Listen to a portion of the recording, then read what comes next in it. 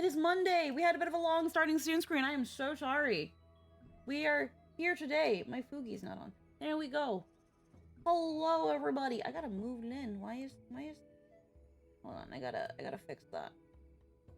My little smidge. Little smidge. There we go.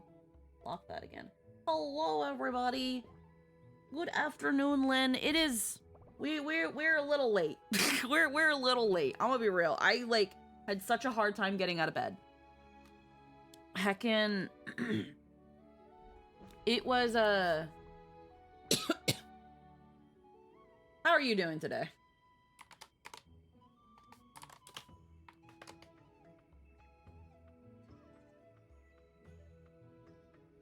I'm doing alright. Zooming around a lot. Yeah. Heckin', I don't know what it is lately. I think it might be because I recently got, a new antivirus, and it's being, a bit of a butt.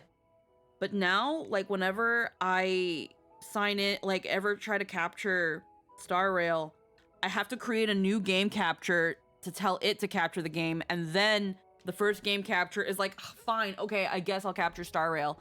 And it's really irritating. Ha ha ha. That's why I was having tech issues on Saturday. I have no idea what's going on. Your model is so cute. Hello, Silken Taylor. Hello, welcome. Heckin', normally my starting soon screen doesn't take as long as it does. We usually go 5 minutes, yeah, but sounds like permissions need to be gone over, which is annoying. Yeah, I'm gonna have to look at that antivirus and be like, hey, stop being mean to Star Rail. But I don't know why that would affect OBS specifically when it captures everything else. I'm guessing it's because Star Rail constantly needs an internet connection. It's also being a little funny with VTS Pog, so we gotta fuck with that. Rick's over, gotta run, no problem, Eggy River. Thanks for stopping by. I got my teapot. I just poured myself a little cup of tea. Today's tea is Forever Nuts. That and full screen programs tend to be weird with antiviruses. Well, yesterday Peak wasn't an issue at all. And I'm going to assume that other things probably won't be as crazy either. I don't know what it could possibly be. But even outside of that, Star Rail initially had all of them. Yeah. Something that's fairly common. I think it might just be Star Rail though, because even outside of when I had the new antivirus, it didn't like Star Rail. I would have to run OBS every time as administrator, to the point that I had to go into the application properties and be like, hey, can you just always run it as administrator? Because Star Rail freaking wants to scream at me and doesn't want to be captured. That life. Yeah, but it's only Hoyo games that are notorious for this for some reason. And you'd think they'd figure out what's up with that, but I don't know. Maybe Grant knows. But yes, last time, hey, mine does that too. Yeah, in general, with Star Rail, it does that. Hoyo games in general do that, Emerald. But yeah, heckin', I got some food in the oven. I'm just letting it heat up slowly, so I can get really goodness out of it. Let me actually also turn this on. Heckin', my throat's been funny. I actually put half the amount of honey in this tea as last time,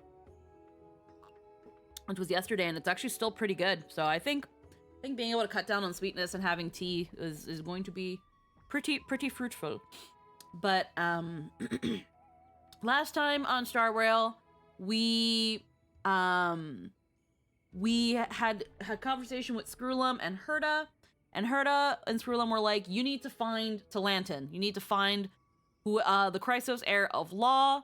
You have to convince them. And essentially, once you have law in your grasp, we can proceed further with what's going on and all here.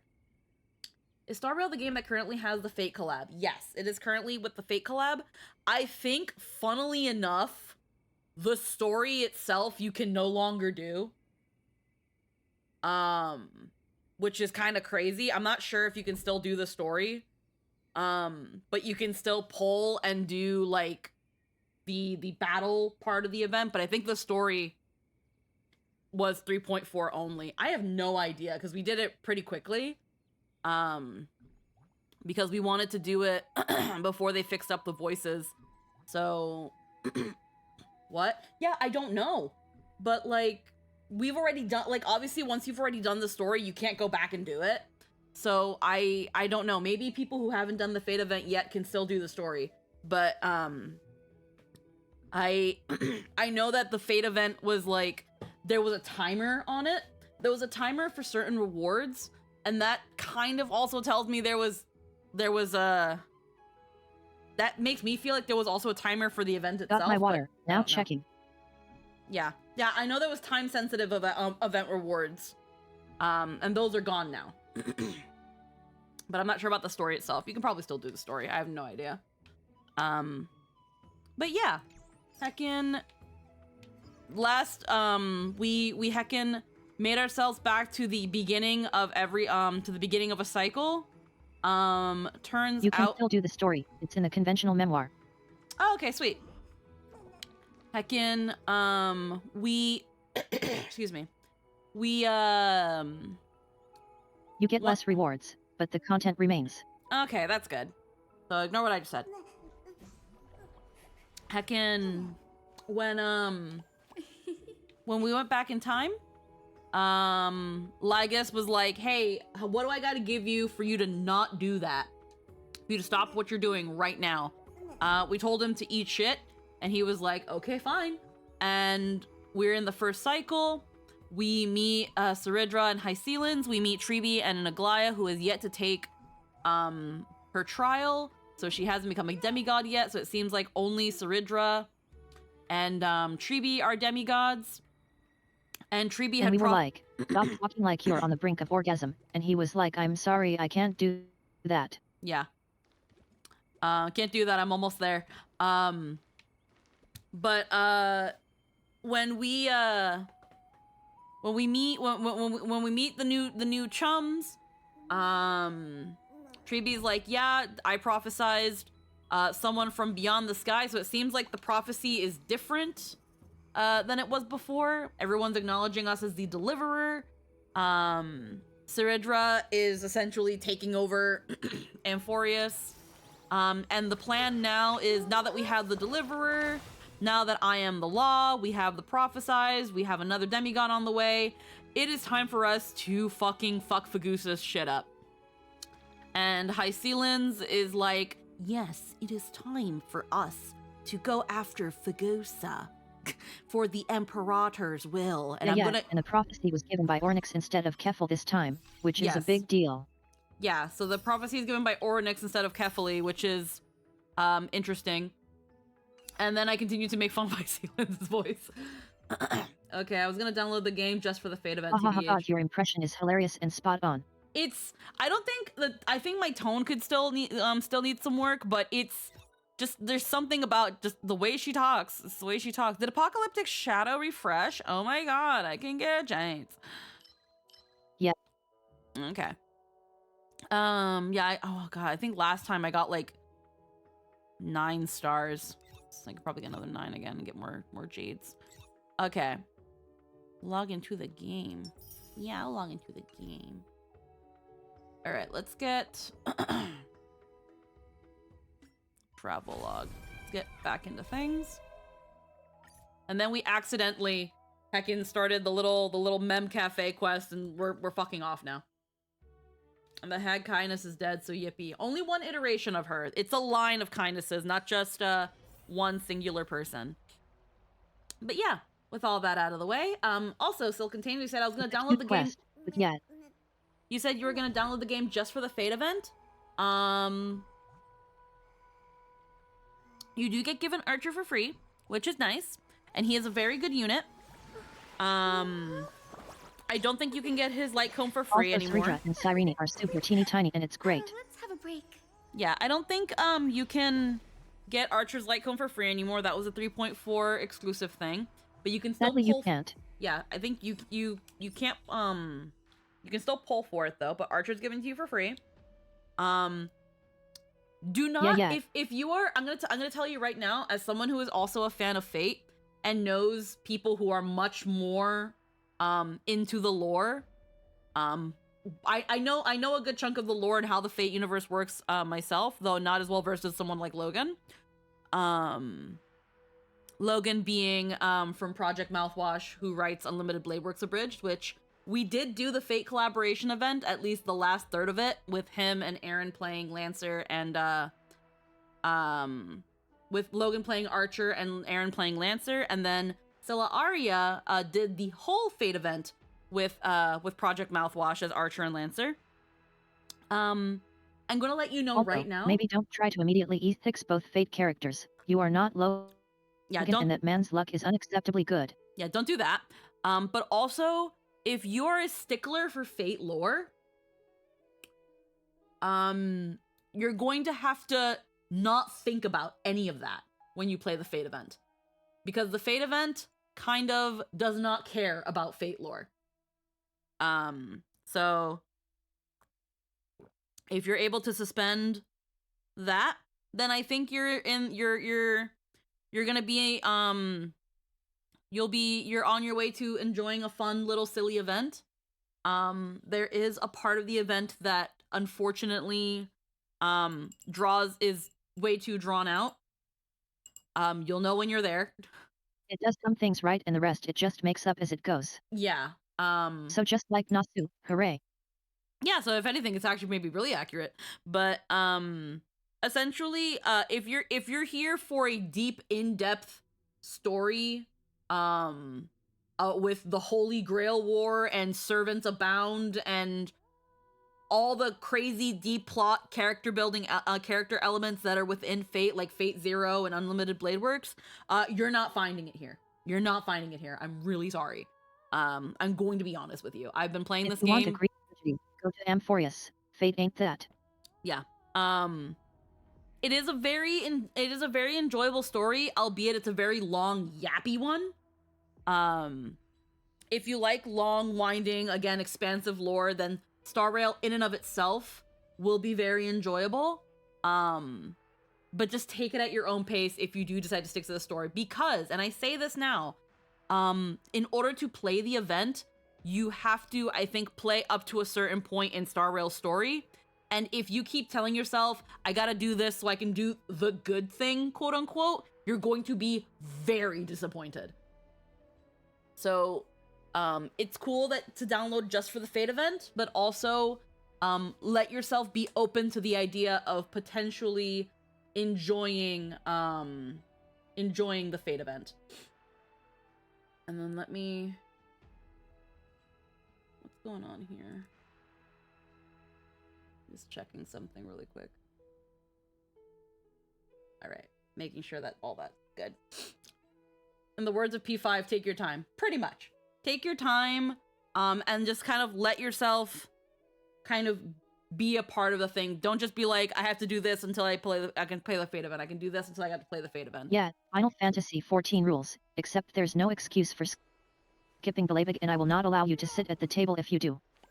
Yeah, that's also the thing of, if you're just gonna skip the story of Star Rail, just uninstall the game. If you don't plan on sticking to Star Rail afterwards, I would more recommend you just watch the Fate event be played on YouTube or on Twitch. I haven't played a Hoyoverse game since Start of Genshin and enjoyed it a fair amount, so I feel I enjoy the game either way. Yeah, and if you like, again, more turn-based RPG elements and stuff, then I think Star Rail will still be enjoyable. But again, especially this big arc of Amphorius, it's very, very yappy. Very yappy. Penacony is pretty darn yappy. Like, I get that a Realm Reborn story is rough, yappy, and sloggy, but Belabig is great and you should enjoy it. Yeah, Bellabog is pretty good. But yeah, let's talk to Saridra now. I apologize for that farce of a meeting. It must be tiring dealing with so many people every day, Great Imperator. Tiring? You're mistaken. Moving chess pieces, placing wagers. This game of strategy adds a dash of color to our heavy fates. Much like how rule and conquest are always accompanied by sacrifice. Yes, of course. Is the war with the Titans Greetings, Imperator. also part of that sacrifice? After I glimpse the secrets of this world, No, the secrets beyond the sky. The divine authority of Amphorius no longer held any significance. Let me ask you, Deliverer. Is it true that beyond Amphorius' sky, there are magnificent deities called Eons? Alright, no problem then, Silken. Good to hear it. I haven't played Persona 5. Unfortunately, I was not into Persona 4. But, I don't mind a yappy storyline as long as it gives me breaks in between the yapping so I can process. Their power are 1,000 times greater than the Titans. Where did you hear this from? Agreed. Ah, that certainly captivates my interest. I Then like please Xenosaga. tell me All you more. need to know. How will you use this great power to guide the people? In the future you envision, where will our flame chase journey lead? Well, only then can Euphorius break free. Oh? What you require now is the power of law? Exactly. Just as the prophecy foretold, she is your deliverer from beyond the sky. And she also has reliable allies. If they can intervene in Amphorius's laws, we may have a chance to alter this world's impending fate and reverse its destined end.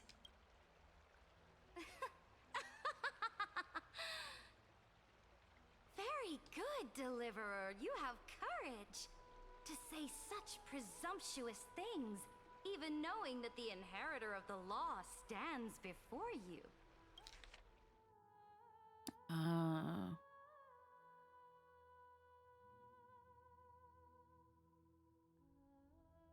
We need to fuck with law so that we can do the so that we can save everything. You mean in the past, anyone who dared to covet the Imperator's divine authority would have met a gruesome end. But now we can see beyond this dying world. It's just like, yeah, we need the power of law. Yeah, I have it. I have it. And it's like, yeah, we need it. Are you gonna take it? Our journey should no longer be confined below this stubborn sky. Alas, that fickle ocean titan has obstructed the spirit water leading to the vortex of Genesis, hindering my ascension. If the core flame of law cannot be returned, your path to deliverance will never be realized. Okay, so here's my question, because I know that they have to return the core flames. They don't. I am the law, the great, beautiful, not at all short. This is an acceptable height I have decreed, law. It is normal, and I am due for at least 2 more growth spurts. Fuck you. So the ocean titan is fucking with the spirit water, which means they can't return the core flames. Now, the core flames. How do I word my question? How do I word my question? They have to, in order to become a demigod, they have to pass the trial. And is the trial given to them when they return the core flame, or upon obtaining the core flame? Because that's something that, like, is starting to get a little shaky with me. Because I know they're like, you have to return the core flame, you have to return the core flame. But as we've seen with Tribi, she became a demigod before, like, by getting the core flame. She got it, she used it, and then upon leaving Yanisopolis, she split into 1,000.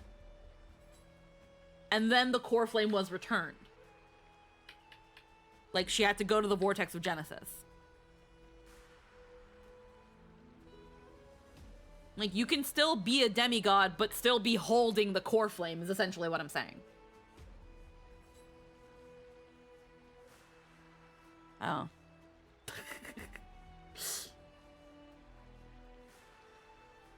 From what I'm getting at. I'm just trying to make sure I have my understandings correct here, because again, as far as we know, what we've been going by right now, the only demigods are Tribi and Saridra, because she's like, yeah, I just passed Talantin's trial, I am the law now. But she has the core flame, she has to return it.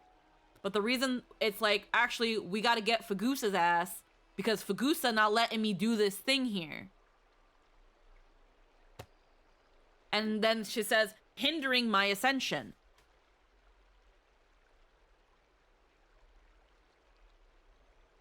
So it's like, has she not completely ascended yet?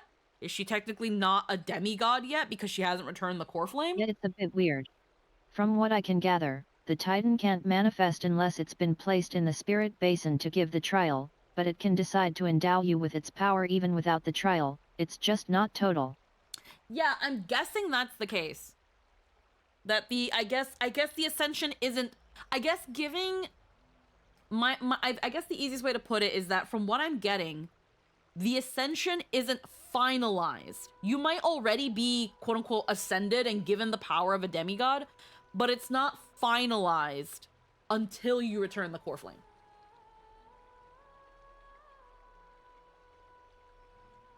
Maybe if the Titan Like goes... how Hyacinth could channel the power of the core flame, but wasn't a demigod. Yeah, like she was able to channel that, but it wasn't, but we were the one that returned Aquila's core flame. But Fanon couldn't do shit with Strife. Yeah. Because we know that Nikador specifically wanted Mighty. Fagusa is the bouncer to the vortex of Genesis, yeah. Maybe if the Titan goes, hey, I like you, they don't need to return first. Yeah, see, that's the thing. Wagadaba, that's what I think is the case.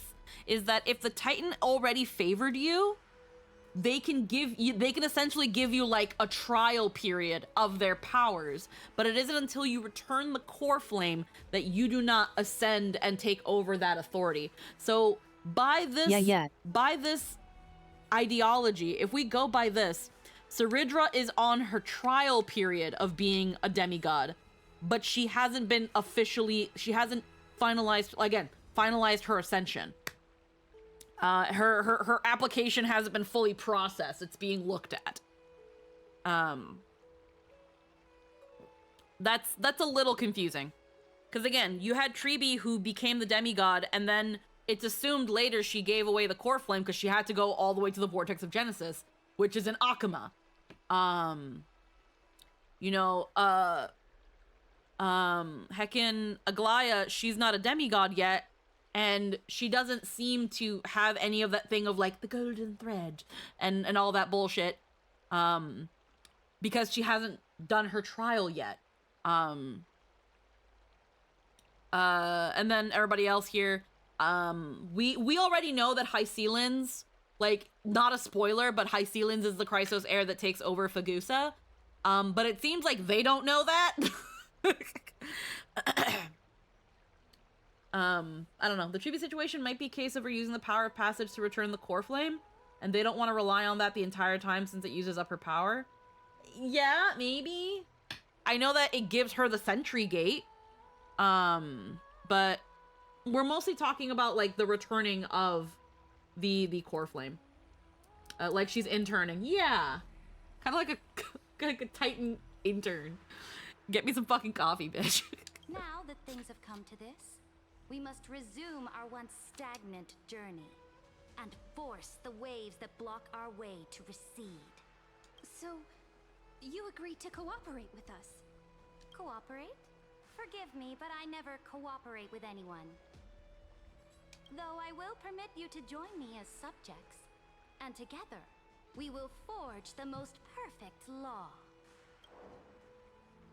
This is the Flame Chase Medallion, a symbol of the Flame Chase Army.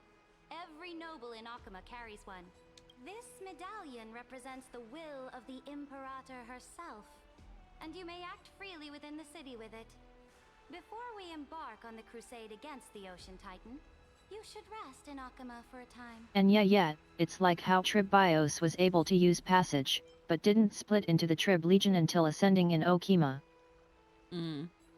I thought she split the moment she left Yanisopolis.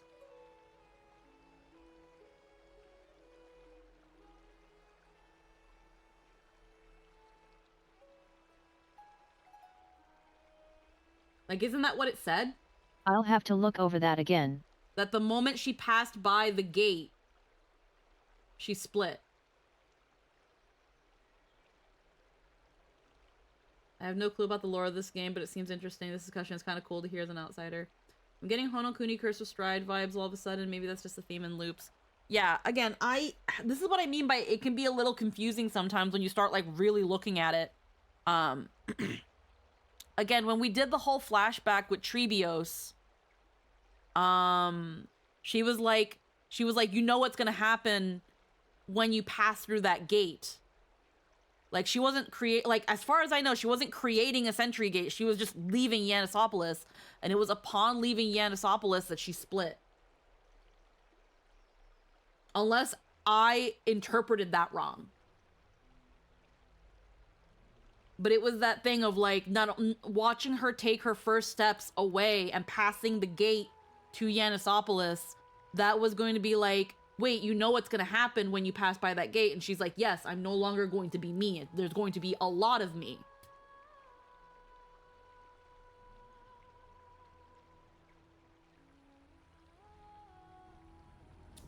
Maybe I'm remembering things weird. Yeah, it says she splits after assuming the full authority of passage.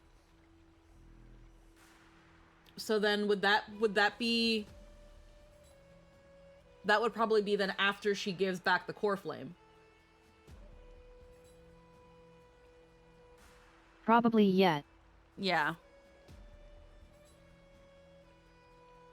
Again, the game words it so fucking weirdly then. Because it makes it seem like as soon as she leaves Yanisopolis and she passes by the gate to Yanisopolis, that taking the core flame like she did, when you see her, like, on the floor... It doesn't specify, but that's the assumption, since Yeah. it also likes metaphors. Yeah, because I know it's like, when she's, like, crying and stuff, she's like, you know, I've assumed my duty, I'm going to take over the core flame for Yanis and all of that stuff, and it's like, leaving Yanisopolis is, like, the true... I don't know. They word shit weird. Be more direct, Star Rail. Stop yapping. Also, Drill to the Heavens is your name? A girl? Okay. Yeah. There are some things where I wish they were a bit more clear on. The reason I also say this is because, unfortunately, and I consider this a sin. I consider this a sin. When you have a game this yappy, and then there's more yapping in other places. And Star Rail doesn't have the thing it does where it's like, here's a light novel with additional stuff. It's on their social media. It's on HoYoLab. And, like, on their forums and stuff. Where they have, like, more in-depth recaps about things, or more in-depth, little in-depth thingies about the characters. Like, for example, we wouldn't have known, and then there's also the live letters, like, we wouldn't have known about Anaxa's obsession with Dromas if we didn't watch the live letter, or look at, like, the social media and the forum posts on HoYoLab. And I personally, like, they're cute and fun, but personally, I would like that in some way to also be accessible within the game, because I'm not going to look for all of that. And that's where it's like, in all the yapping this game does, it doesn't do that.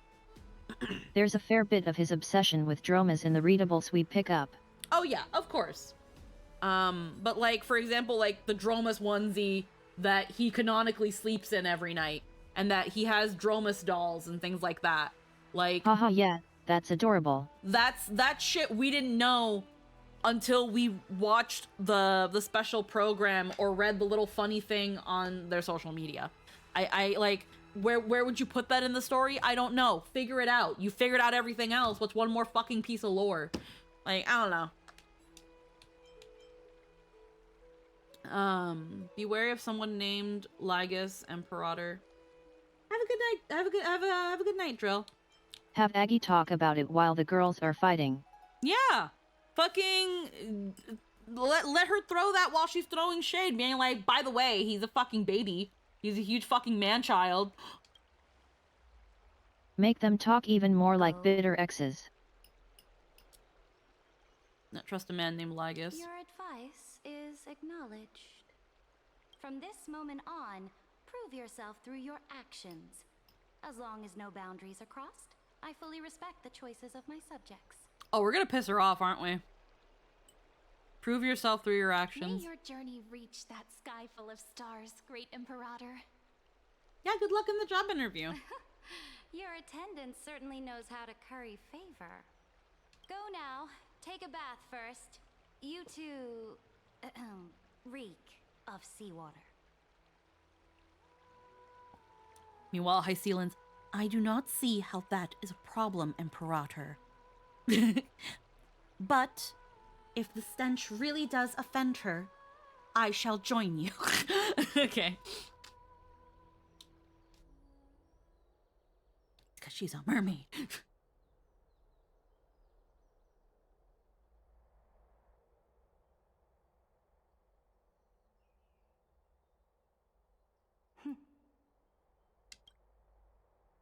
Come forth, Theoros. Yes. Great Imperator. Now, perhaps you're willing to hear my counsel.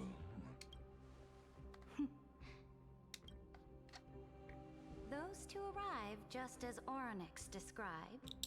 And just as you said, they showed a thirst for law. At least this proves that my judgment was right. Sparing your life was the correct decision. You've once again confirmed that your wisdom is no empty boast. Now another choice lies before you. With whom shall you ally to tip the scales of law? Me? Or that deliverer?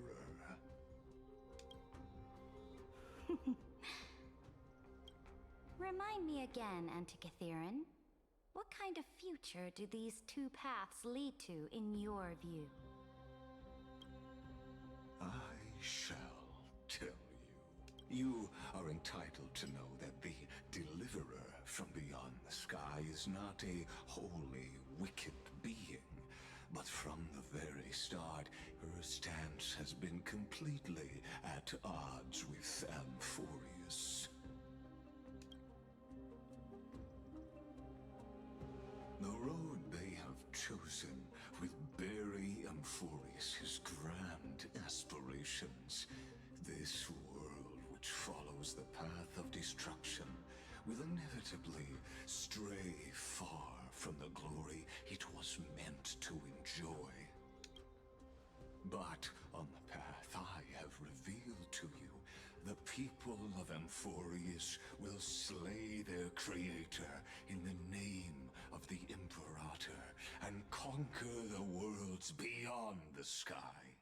You will command the mighty beast known as Iron Tomb, bringing waves of war and conquest to the universe. Beings across the cosmos will bow before you, offering their allegiance. So, what's the price? The price is insignificant. Fun that he's being incredibly misleading, but technically nothing he said was entirely wrong. Oh, yeah. Complete humanity to the destruction. As a Chrysos, heir of the prophecy, you have already chosen to abandon it, have you not? Off you go, Theoros. I have already made my decision. Once I ignite the core flame of law and burn away the old, outdated rules, Amphorius will embark on a journey across the stars. Yeah, you're telling, honestly, right now, You are telling someone that for all intents and The purposes, Imperator is quite forceful. She didn't give us any chance to ask questions. you are telling someone that right now, for all intents and purposes, can be considered a dictator. She is a dictator. For as much as Eclair may simp over them, because Eclair hard simps for Hycelans and Ceridra. Okay, so yeah, confirming there again that she has the powers of law but hasn't assumed the proper authority yet. Yeah, and everyone hated Aglaya. Yeah, that's also the really funny thing. And everyone hated Aglaya. Now I'm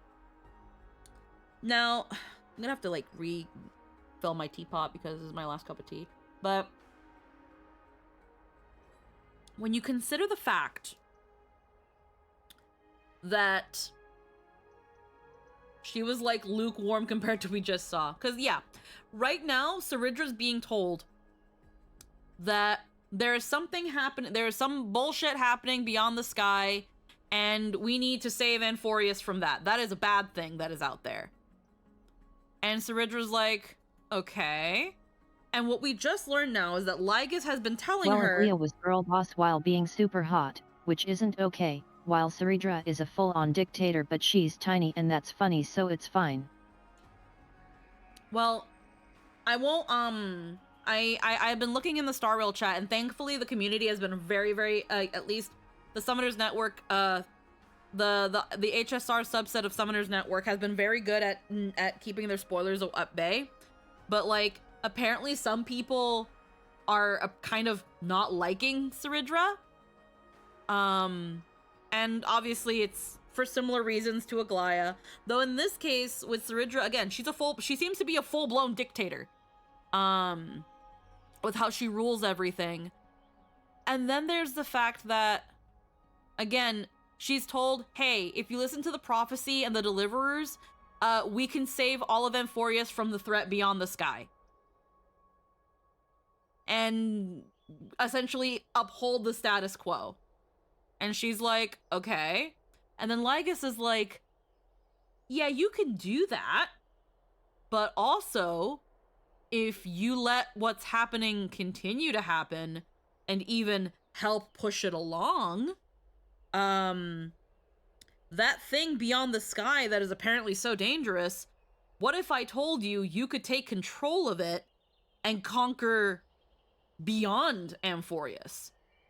You're telling that to a dictator, to a conqueror,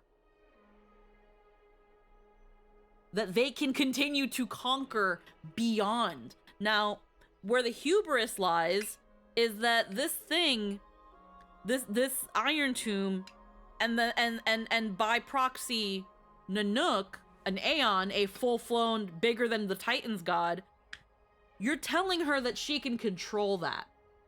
And again, with a lot of dictators, their hubris tells them, fuck yeah, sign me the fuck up. So I'm not surprised that that at least it seems to be insinuating, or at least it seems to be foreshadowing, that she gonna turn on us.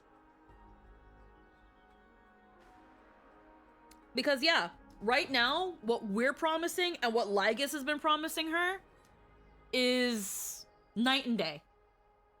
Yet I feel like the general direction they're going with her is that of the misunderstood benevolent dictator, where she's callously breaking shit to rebuild a better world that she actually believes in, but right now she just full-on acts like a self-interested tyrant. Yeah. And then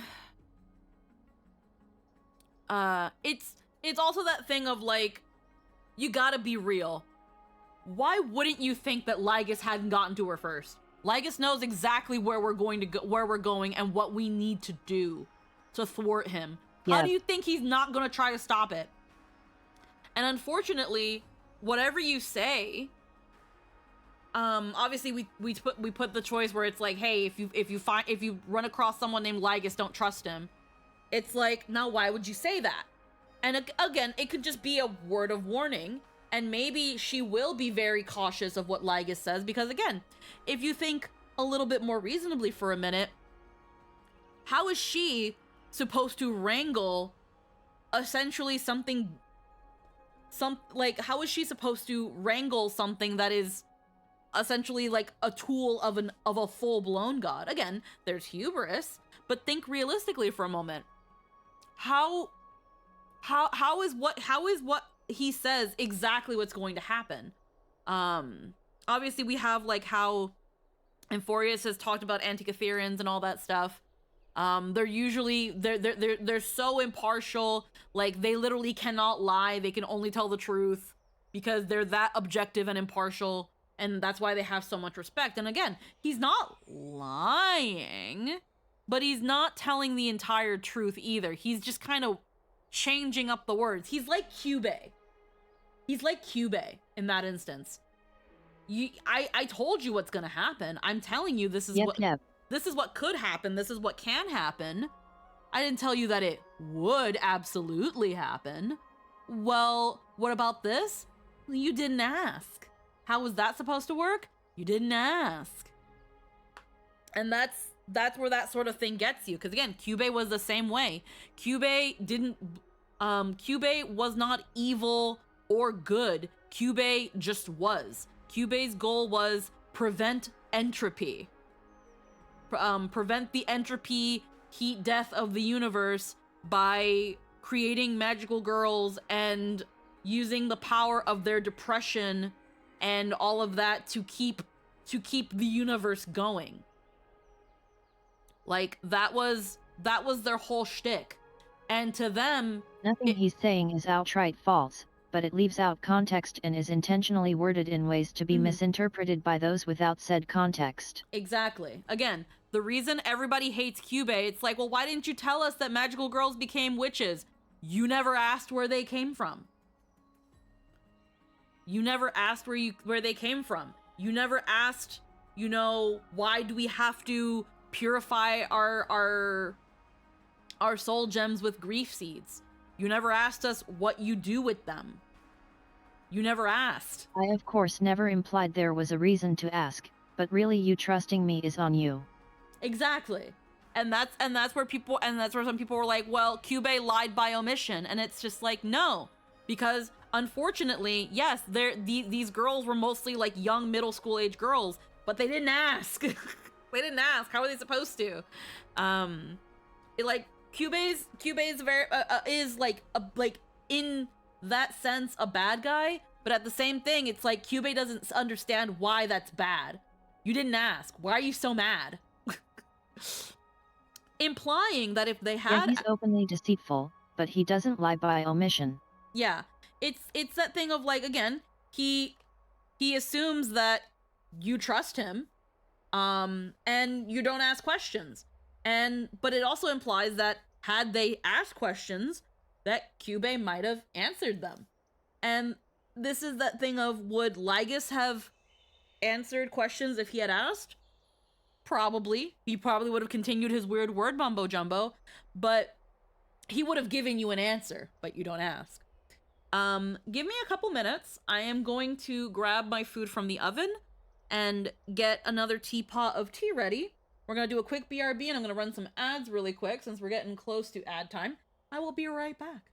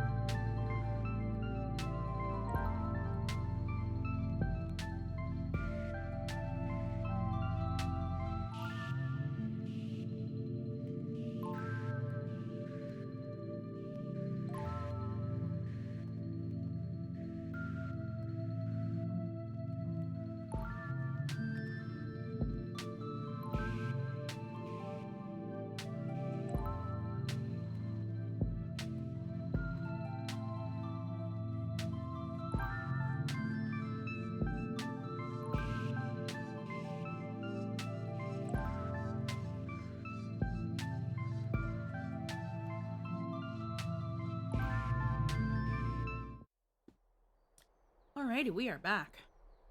And she's clearly hiding something. What do you think? You think she's hiding something? At least she allows us to move freely. Her bossy way of doing things is hard to stomach. We should consult with the geniuses about the current situation. I think that. Looks like we're on the same wavelength. The atmosphere in Akama, it's so unfamiliar. And it's not just the Flame Chase Alliance talking about the world beyond the sky, but the whole city. Interesting how it keeps like the mouse sounds and stuff. It's very interesting. The atmosphere in Akama, it's so... Mostly a lot of things don't like mouse sounds, but something about it definitely gives it like a more realism thing. We should also discuss our findings with our friends from beyond the sky. Then... Like, is it? Looks like we're on the same wavelength. The atmosphere in Akama, it's so... Like, just that little, like, I don't know. Like, usually when it comes to recording for things, they don't want you to have mouth sounds, but that was something that, that Scylla was telling me about when it came to Star Rail, that makes the performances feel more personal and realistic, is that they have those mouth sounds, those little, it's a little garnish, because normally we don't want to hear mouth sounds in our ear like that, especially if they feel too close, but there's something about it that just feels more realistic when you hear them, and they're kept in like a reasonable way. But yeah, just something I notice every once in a while. I can think of a ton of things where I wouldn't want it, but it just sounds great here. We should go enjoy the renowned bathing culture of the holy city and relax. It's the thing I've been looking forward to most on this journey. What are you talking about? Is this really the best time for a bath?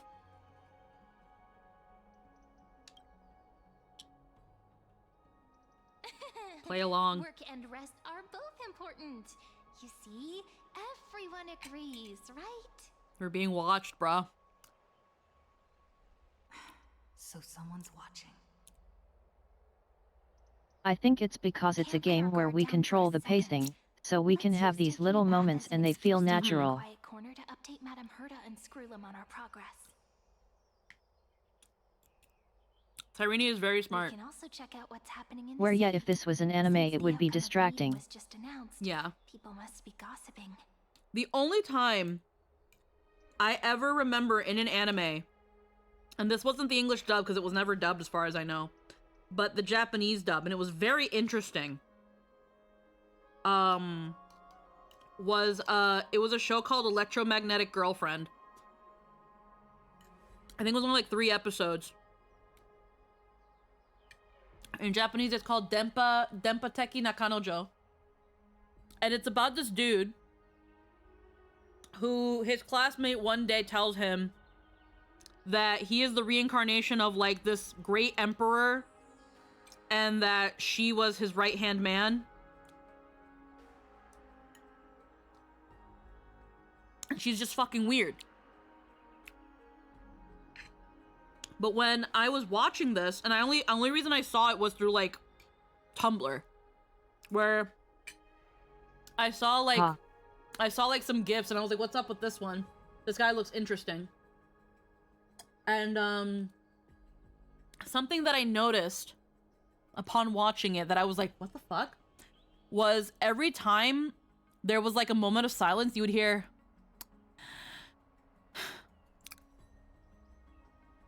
And it was like, huh? Just that little... You don't hear that a lot. You don't hear that... That slight that light lip smack or that like teeth sucking in, unless it's like specifically scripted in. You don't hear that. And it caught me off guard, but I didn't mind it. Because it made... Yeah, and like how people don't click their tongues. Like, it was that thing that just gave this idea that whenever... Because the whole thing with them is that she was very frustrating to be around. Because she was fucking weird. So they would have these moments, and you could tell, like, oh yeah, no, he's kind of doesn't know what to do with her. It's very short. It has a happy ending. He starts humoring her because it's like loneliness and some shit, but yeah, that was my first run-in with this being in voice acting, and that was a long time ago. Very long time ago.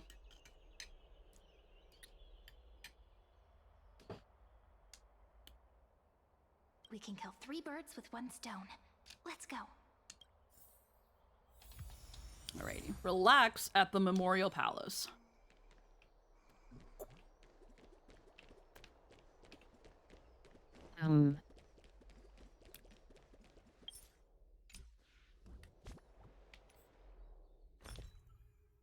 So, check down the stairs.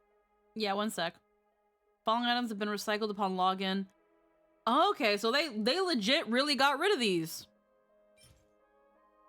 To the left and right. Yeah, left and right. And yeah. So now it's just all gonna be self-molding resin now. With additional consumption, you can... Okay. They're like, yeah, that didn't work out. We don't like it. Hold on. I want to look at my inventory. Funny items. Yeah, they were redundant. Other materials. Missions. I want to look at this. Identification badge of the Flame Chase Army, bearing the Imperator's highest command. The wearer has unrestricted access throughout the city. Down the stairs to the left? Like down here?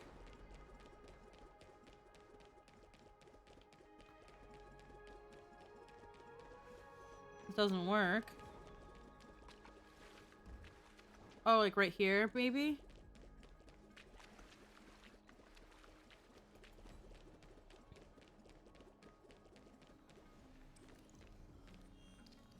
The gate? Are you talking about the gate thingy? Yeah. Yeah, that's like Orynyx's sign, and it's like glitchy. Whereas I think it looked different before. It's actually Janus. Oh, Janus. Yeah.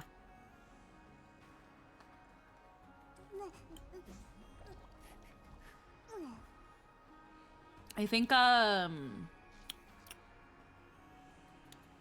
in other Akuma, it's different. It's glitchy passage that is colored like the black tide. Yeah. Oh, yeah, no, I've noticed that. I think, oh, I can't move around, but I think I've noticed that. Because in Akuma, it's a little different, yeah.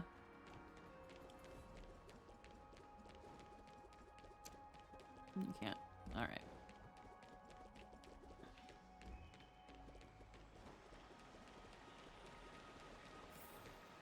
Oh, so many people! The holy city is so lively.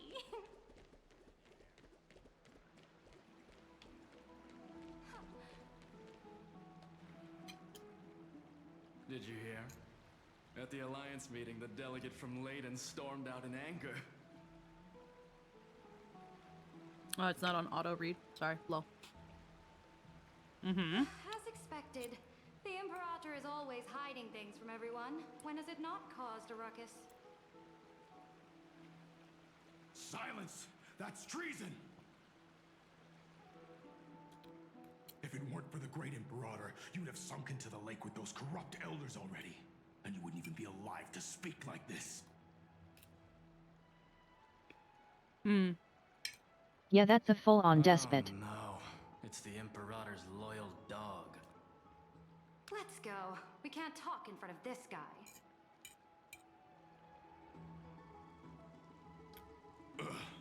How disappointing. Grumbling dissent? Oh, That's treason. guests, we meet again. Looks like Absurd. I'm not the only one who came to the baths to unwind after the meeting.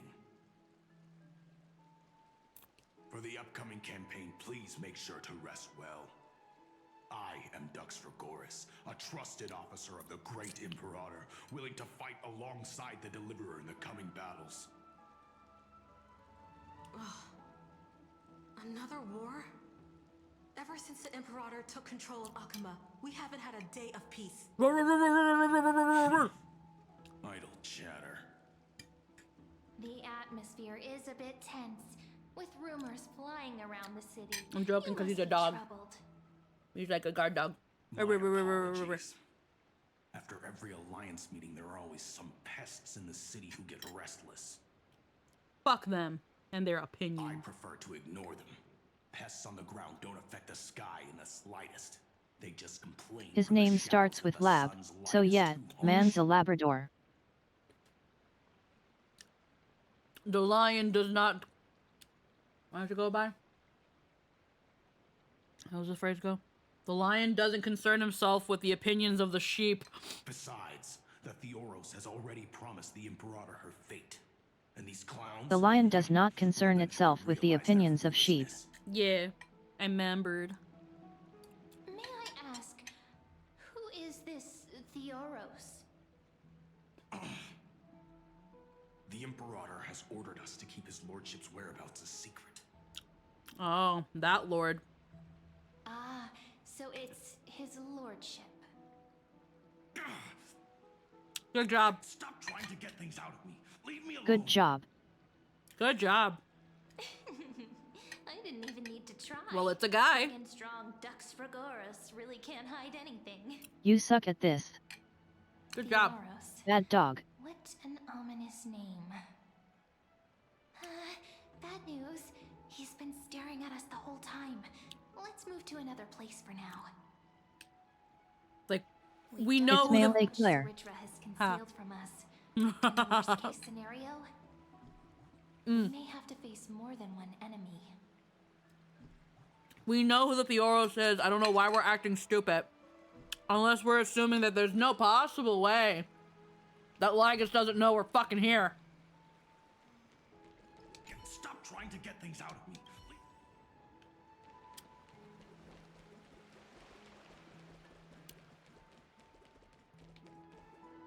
Oh, it's these two guys. Technically there were other Theoros in this time I think, but yeah, 1 + 1 is 2.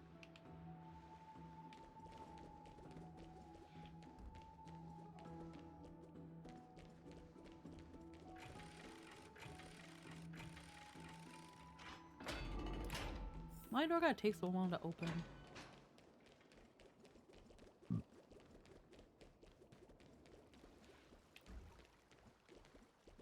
Seal slammers.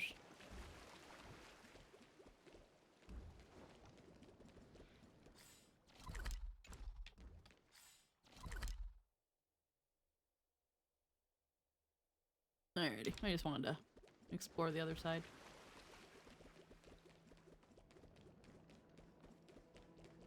Rewards for watching, lurking even. Found a Yep. body in the bath. Neat. You found a body in the bath? Is it the ones that I'm like exploring? Because I don't know. I'm like just exploring. Lol. Oh yeah, there's somebody. I think I just found the body. It's some old guy drowned with his head underwater. Yep. Oh, good job. What did Starrel mean by that?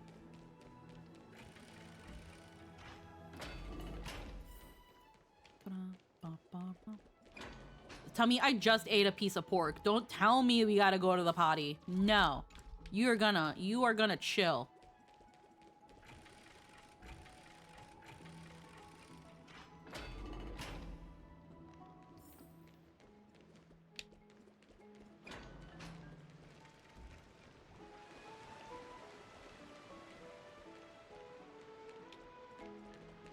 Oh, I didn't mean to look up their Hunter Hyacinth Skirt. I just wanted to see where the water was coming from.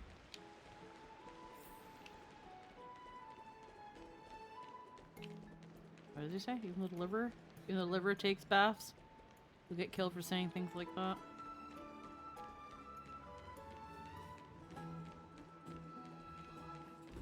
Somebody else passed out.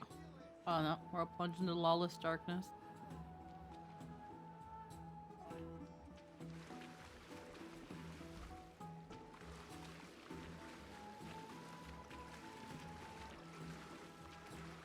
Only go so far. Alright.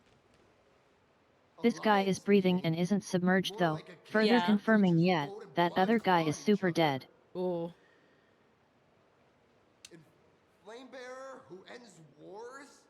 Clearly, a tyrant who doesn't deserve such a title. You're absolutely right. While Wow, the this Imperator's delivery. hounds are still hunting down Yeah. others, let's let out our grievances. Flame bearer who ends wars? Clearly, a tyrant who doesn't deserve such a title. Okay, I actually do need to use the bathroom. I will make it quick, but I will do some ads in the meantime to also kill the thing. My tummy hurts. Alrighty.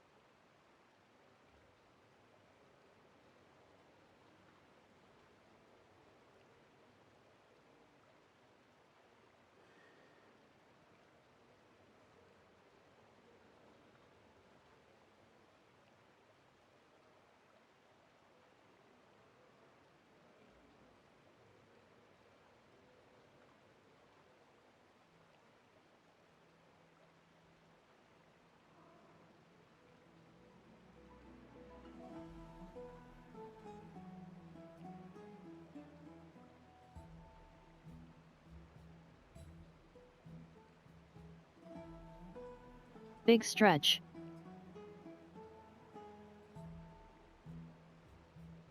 Hi there, chat.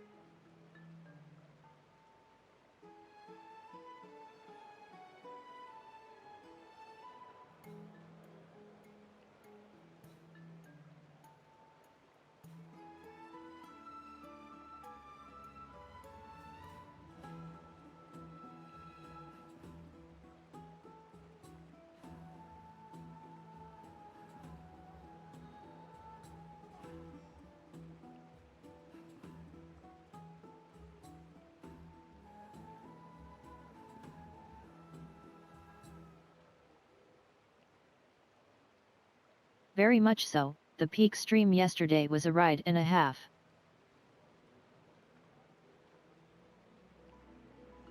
Very happy people had a blast.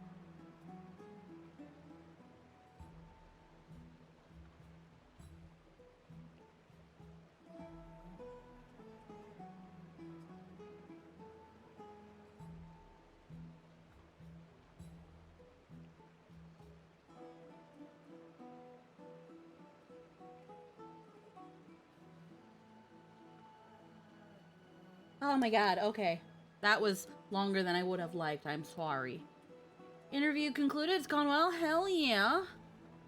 Haha, Hell yeah. all good. Oh, yeah, sorry for the little bit of delay there. Tummy problems. Behind the story? Oh. But I immediately love how time travel story went sideways immediately. Oh, absolutely. Fell off a peak and got here. Seriously, Peak Lab yesterday was a hoot. I'm glad you enjoyed it. I'm really hoping that I can probably have more of those in the future. With my other VTuber siblings. Hopefully, if they're willing to. Plan different times and days.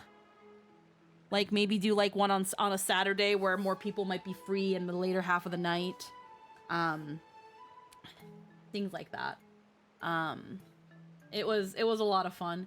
And it doesn't even have to be Peak. It can be the whatever current frickin' games like super popular and stuff that people are like watching people play.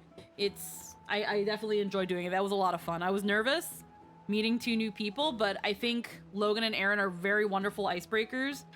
I know I had originally asked Scylla if they wanted to be a part, and they were down, but they had already booked vacation with Sayu, so it was like, okay, well, no worries there. But I'm gonna definitely try to see if I can get like Brayden and Scylla in on one with some sibbies, but we'll see how things go. Whew. You. I know you. You're that tyrant's lackey. What? Here to shut me up for that little imp? Panicking now? Don't worry. I don't care what others say about the Imperator. And she certainly doesn't either. Oh, my Tommy. Children of the Prophecy. Such rare guests. Hopefully you get the job drill. That sounds exciting. The temperature is just right today, so be sure to enjoy it. You should rest well for the next campaign. There we go, much warmer tea. Hopefully settle my tummy. Children of the Prophecy? Another excuse for the Imperator's reckless warmongering. No filter, huh? You should be glad you don't have a seat at the Alliance meetings.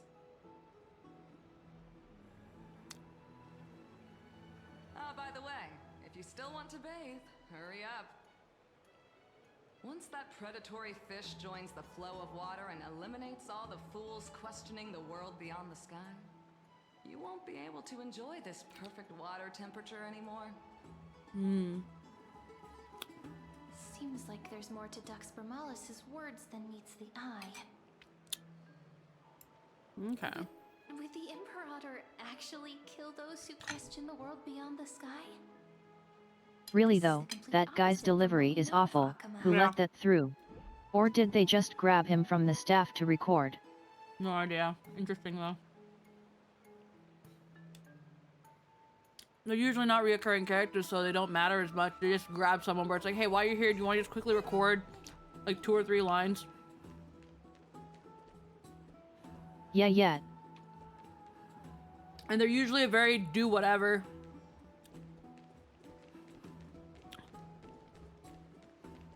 Oh. Yeah, I would love to get Brayden and Scylla. I would love to like grab like two siblings. Because now that I think I like the format here of like, hey, let's meet new people, but like still be among friends. It's squishy. Like it helps. So the next time I propose like a collaboration with the siblings, I'd be like, hey, I've got 2 or 3 slots. I'm gonna invite 2 or 3 of my friends. It's squishy.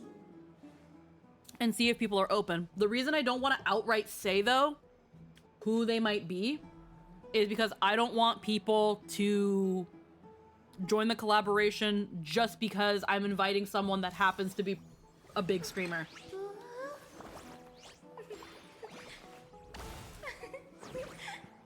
Let's have a break. Like I would only be like, Yeah, agreed. Like they would only know that like Scylla or Brayden are gonna be there once I've solidified that they can, and then it's like, hey, this is who you get to meet, and things like that. Because I don't want to throw people's names over people's heads. I want people to collaborate with me because they want to collaborate with me, not because there's a possibility I might bring someone like Logan or Scylla or Aaron or things like that. Because unfortunately there are people in the VTuber sphere that want to climb the ladder. $100. 100%. Yeah. So I don't want to do that, and I also don't want to do that to my friends either.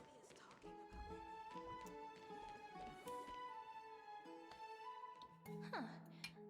These two are... So many guests today. Let's see who's here now. 2 distinguished guests of the prophecy. One a clever and adorable warrior. The other... Oh, fascinating. quite heroic. Barracks Leo. Heroes. I didn't expect to meet you again so soon. How fortunate. The typos irk me more than bad VA delivery. Yeah. The thing is, though, it's like, when it comes to certain translations, unfortunately, that's just human error. It's a pleasure to see you again, Dux Helcalithist and Dux Carminum. At least it's not like freaking Crunchyroll that for some of its other subtitles, they've been outright caught using ChatGPT and using AI to translate their shows into other languages. Like, is Google Translate that hard to fucking use? Instead, they have ChatGPT do it.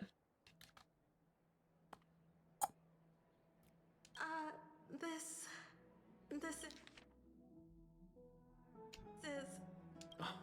She wants to find someone to help with research for her new work. This girl reading a book in the room, the page she's looking at actually has writing in it. It's probably an asset from another world that they just reused, but normally everything Amphorius only has black characters. Mm-hmm.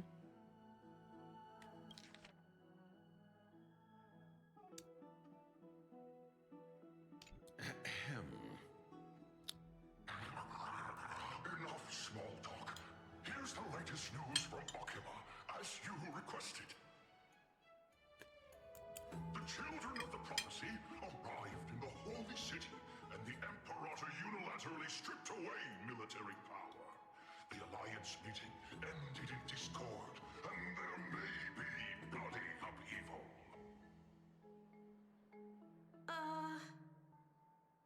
As expected. I get the feeling you might have embellished a bit to keep people's attention. I swear on my stone mane, I would never do such a thing. But if you wish to quell this terrifying news, perhaps a more explosive topic would help. Never mind. While the influence of rumors can be minimized, the fact remains that the great Imperator did swiftly consolidate military power in an almost threatening way. It's undeniable. Heroes. I know the Imperator's way of doing things may seem a bit autocratic to outsiders, but soon you will witness her blade dance with enemies on the battlefield. Didn't HSR's French? I can't comment on the second. source of her loyalty, but when that blade is drawn, you too, as bright as you are, will surely see the deep thoughts beneath her exterior. Didn't HSR's French translation team and one of Wuwa's get caught using AI to translate from CN recently? I actually didn't know about that, and if that's the case, that is very interesting. That is very, very interesting. I actually did not know. And honestly, I'm surprised I didn't know. Which gives me a little bit of skepticism. Only for the fact that people will jump at anything to shit on Hoyo games. And I get it. I totally understand. So I'm surprised that it hasn't reached me.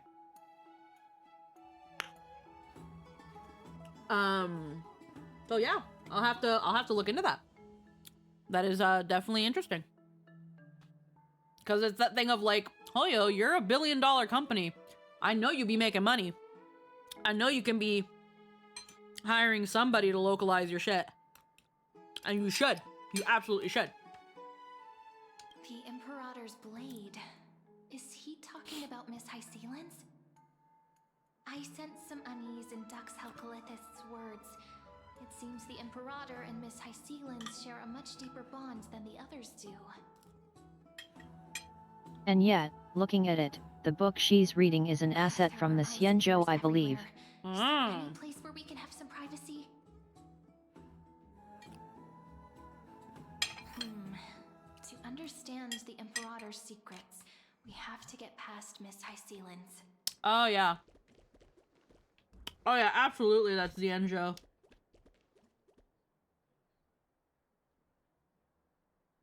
Yeah, because like, they don't have books here, they have scrolls. But you can see the scrolls on the ground. Yeah, exactly. All blank characters. You know, that is actually just a Xianzhou book. Ooh, I got a really nice angle. That is just a Xianzhou.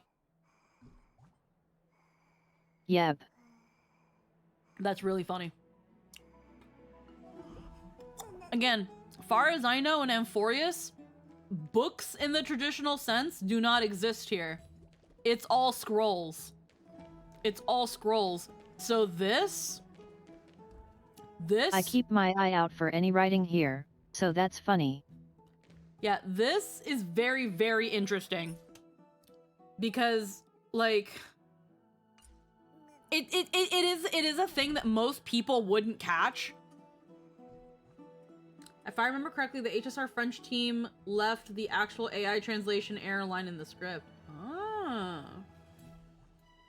Interesting. I can make a joke at the behest of the French. Not behest. I can make a joke at the cost of the French and be like, but they're the French. But it is interesting. But yeah, this is such a silly little thing. They could have literally had her holding a scroll like this, but they used a book. And it shows like one can be really bad faith and be like, this is how you know they don't care. But it's also just a silly like, hey, can you just fill the room with NPCs? And it's just like, yeah, here's one reading a book.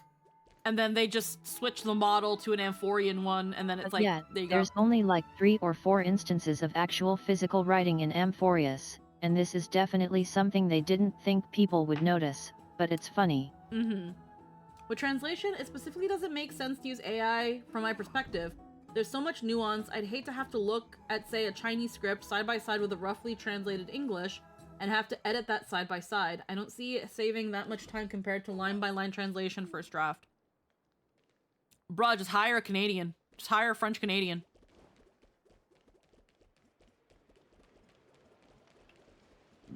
Y'all can't tell me y'all can't find somebody who speaks French in fucking France. I don't know. They unfortunately, and I unfortunately don't, it's hard to say for sure, but it's a little sad because I feel like they need someone who speaks French and Chinese. Well, here's the thing. Not exactly. It's just, you have to find that person if you want to, like, save money. But literally, you have a Chinese person translate everything into English, or roughly translate it to English. And then from that, you give that to somebody who knows French. Yeah, that's easier. That's easier. And hell, that's what they kind of do with like dubbing and localizations, where they translate the script and then sometimes that script is just passed around to all other localizations. A good example that comes to mind is the Mermaid Melody dub that we never got. But every other country sure fucking did. Because Japanese can also be a little bit tricky to translate, especially back then. What happened was once the script was translated into English, when it came to other countries like Hebrew and Spanish and Portuguese and like all but Italian, because the Italian worked with Japan, which is why theirs is technically a little more accurate, they say. But Italy also did its thing where it's like, let's throw away all the songs and make our own. All but Italy worked off that English translation script, which is why all the songs also sound the same in terms of like the meanings and stuff. Aside from a couple nuances here, which I won't go into because this isn't a Mermaid Melody stream, sadly. But that happens too, where the harder language is translated to an easier one, and then that easier translation that's a lot more accessible is passed out to other localizers. So my general take, in this case, it seems that the French translation was going off the Chinese one, and that's where they were having difficulty, where for whatever reason, they thought that they would need to use AI. And that sucks. Because you would think that... Oh! Heckin' Lilim Draco, thank you for the follow to the stream. But that thing of, you would think that they would first translate it, from Chinese to English, and then from English translate it to other countries, to Spanish, to French, to Italian, to all those other languages. Because going from English to Italian or Spanish to English, those are usually much easier. Again, there's a lot of nuances in a lot of the Asian languages. But there are just enough similarities. For example, again, like translating something to Spanish, now it's so much easier to take it to Portuguese, to Italian, to French, to Romanian. When you translate something from Chinese, because of their use of kanji, it's actually not as difficult to translate that and take it to Japanese, to then take that to Korean. There are certain, things here and there that make them easy to translate from one to another than, say, again, going from like Chinese to Spanish. That being said, again, it's really interesting because you would think that they would just give the French translation team the English one. And there's got to be there would definitely be someone there who can translate English to French.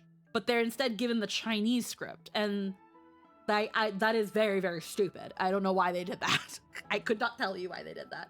But I guess the idea is, but we don't have to hire a person. Just put it through AI. And that just fucking kills me too, because really, you guys don't want to pay one more fucking person. Come on. I fucking hate it. Strikes me as we have other priorities here to reuse an asset and move on. Yeah, exactly. When it comes to the chair lady. But yeah. When it comes to translation stuff, it's fucking stupid. It's really stupid. And unfortunately, and I was gonna lead into this, unfortunately, if they do this for other languages too, my theory is that they do this for languages that they don't have to dub. So like, there's no French dub. So they don't have to worry. As long as they get the point across, it doesn't matter what the French is saying, or the Russian localization, or the Portuguese. Because the characters aren't speaking in Portuguese, there's no Portuguese dub to worry about. So they don't have to worry about making what they say coherent as long as it gets the point across. And I hate that. Because I feel like if I'm still reading a translated script, it should still sound like something somebody fucking wrote. Like, people actually talk like this kind of thing. I don't understand. That's why you hear about, like, awkward translations when people write things literally. Like, that's why we have localizers and not just translators.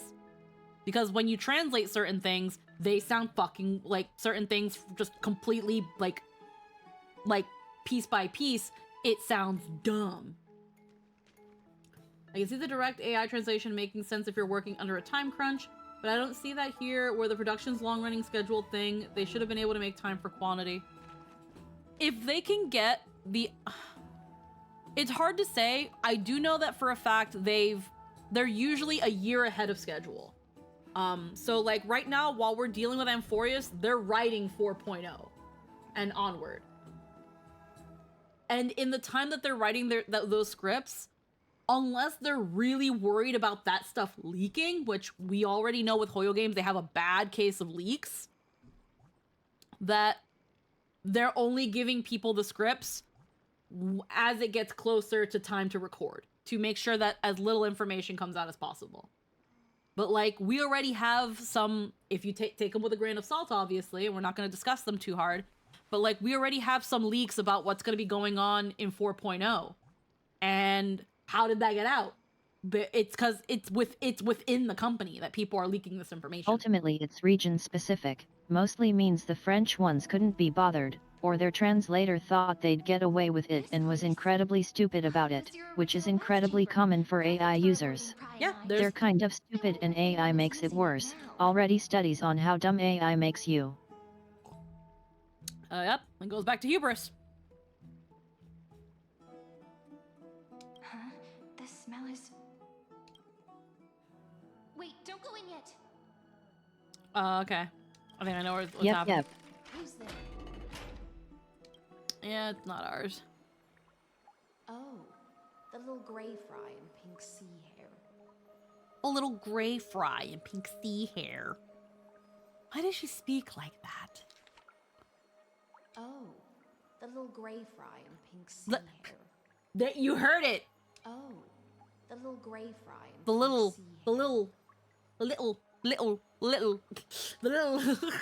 God. The little moments where her accent slips. And again, the over enunciation of the R's. Who's there? Oh, the little gray fry and pink sea hair.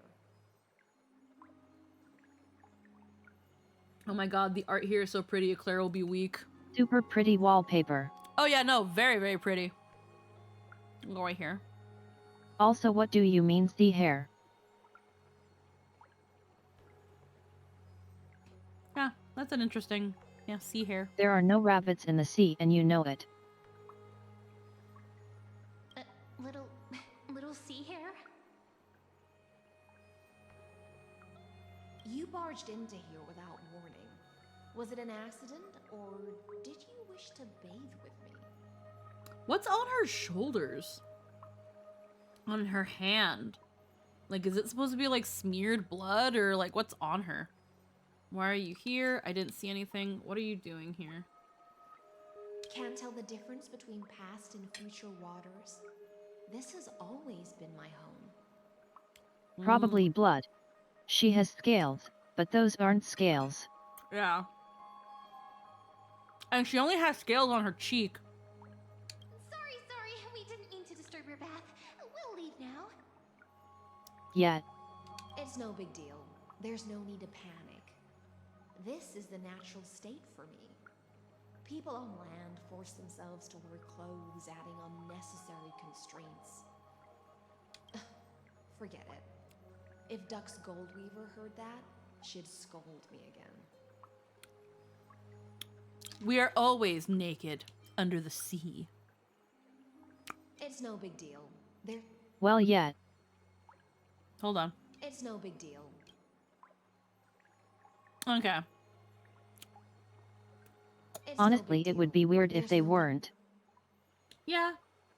Because it would just cling to them. It wouldn't do anything. I saw it as maybe stylized wet hair. Yeah, I can see that. But it's just, it looks... It makes swimming way harder. It looks smeared is the thing. It's no big deal. There's no need to panic. There's no need to panic. That is... Her delivery is... I need to know what was going on in this booth. It's no big deal. There's no need to panic. This is the natural state for me. People on land force themselves to wear clothes, adding unnecessary constraints. Because the thing is, though, I know this actress can act. She played Medion in fucking 14. And that perform and the end on by proxy, the end singer. She can act. But something about her voice here, aside from the fact that she's holding her accent, is so weird. Can't tell the difference between past and future waters. Waters? This has always been my home. Waters? First off, I know that, like, mostly it's only people from Jersey that say water. I think it's funny how you can gauge when lines were recorded by how comfortable she feels with the voice. Yeah. Past and future waters.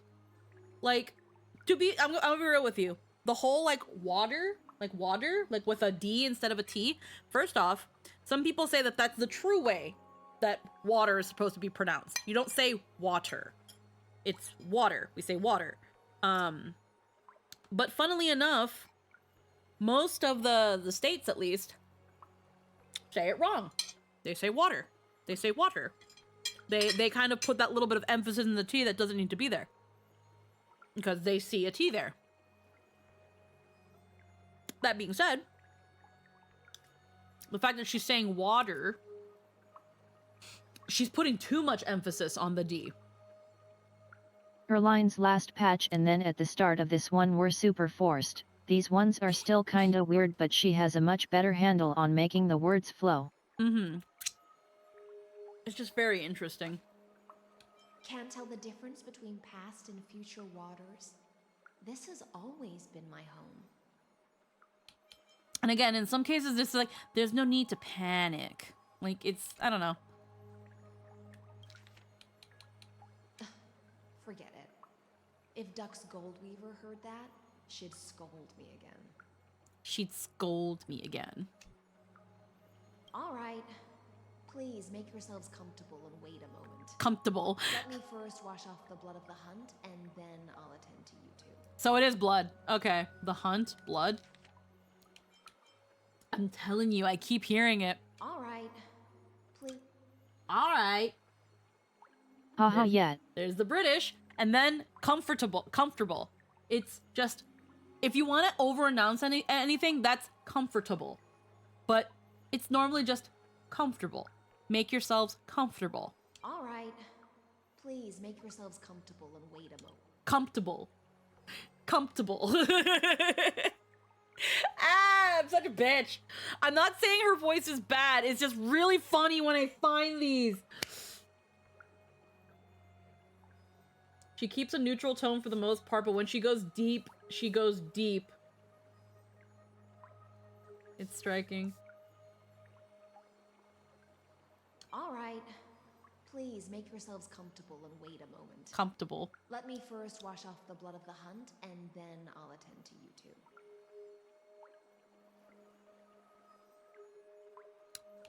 Yes, she says words with British English emphasis but with a faux American accent, and it's funny. Listen, maybe the character has a minor stutter. Bobby Chaos countdown in 10. I don't know what's going on, but okay. No, the character doesn't have a stutter. She has, funnily enough, not stuttered a single time. The problem is, when she speaks like this. And when she does that, it seems like she's over enunciating everything in terms of her wording. And it's very, very forced. And maybe that is the direction that she is given, which makes everything seem a little awkward. Again, as you just said, when I said a little awkward, it's because those are the little moments where her British accent comes out because she is putting on an American one. And Dark Nick, I'm going to fucking time you out if you keep spamming in my fucking chat. You have been warned.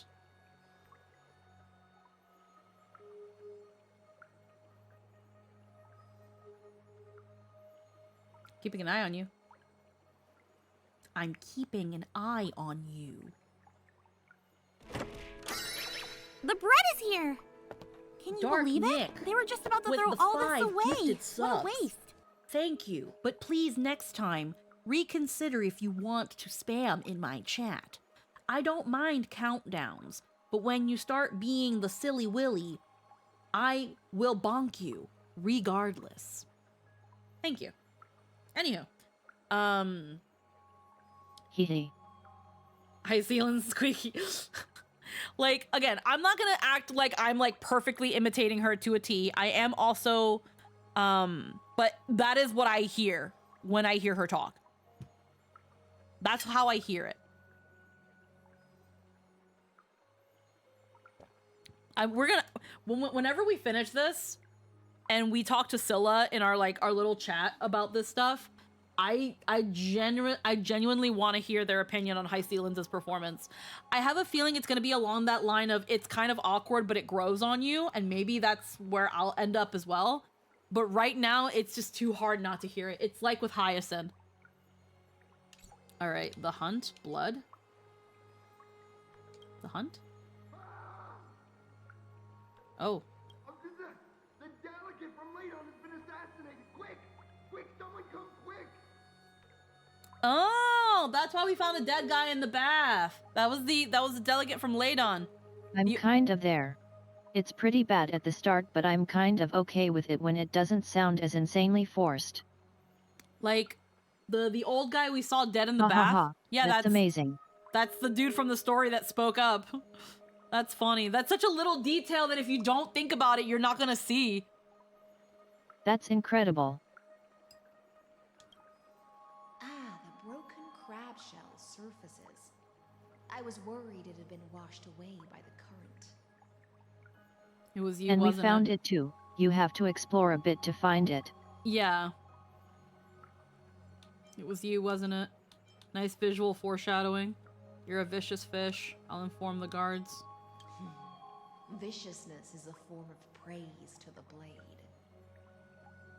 I see. No wonder there was a faint smell of rust in the air before I even entered. Why? Is it because the Ladonians refused to contribute troops to the Flame Chase journey? Or just because they offended the Imperator? Because the new era of the Flame Chase doesn't tolerate stagnant blood. For the ignorant masses who cling to outdated laws, only bloodletting can wake them up. The ignorant masses who cling to outdated laws. Because the new era of the Flame Chase doesn't tolerate stagnant blood. For the ignorant masses who cling to outdated laws, only bloodletting can wake them up. Okay. Right now, the rebel forces on the frontier are rising, and Layden has been secretly supporting them. They loudly chant the slogan, "Return to the Aerochrysia," unwilling to Aerochrysia. relinquish military power. They're just building momentum for the rebellion. Right now, the rebel forces on the frontier are rising, and Layden has been secretly supporting them. They loudly chant the slogan, "Return to the Aerochrysia." The Aerochrysia. Yep. Fair. I reserve judgment on this. It seems too extreme for me to accept. I reserve judgment. Thinking is a right given to citizens by the Imperator. I won't interfere with your thoughts. As long as you don't try to reverse the current of the times, you and I will both be free. But, Miss Hycelan's... Nourishing. I can't even hear the slightest hint of joy in your words. Because I've already tasted ultimate freedom.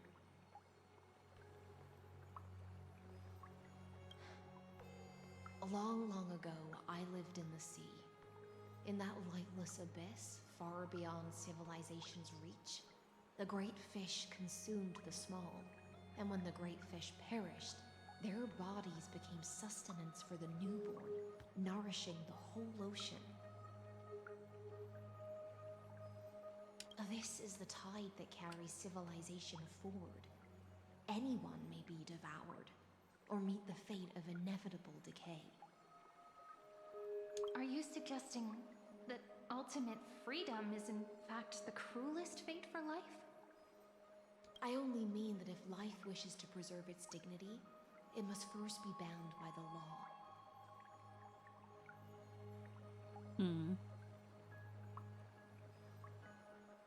There's no need for me to say more, little sea hare. We're of one mind. Whether the Imperator's law can guide the schools of fish and lead us to a truly free ocean, let us wait and see. But for now, let's pause this heart-to-heart. Another fish has come, following the scent of blood. Being your subordinate is such a tragedy. I'm always having to worry about the messes you leave behind. It's simply our duty to the Imperator. All ready to go in an instant. Miss Hycelan's, you truly are impossible to predict.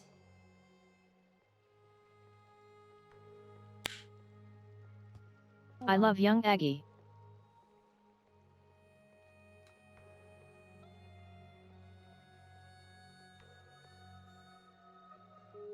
Wait Holding a on. fucking minute. God, I hate that I noticed just after we left the fucking cinematic, like the image. Her body is not reflected in that image.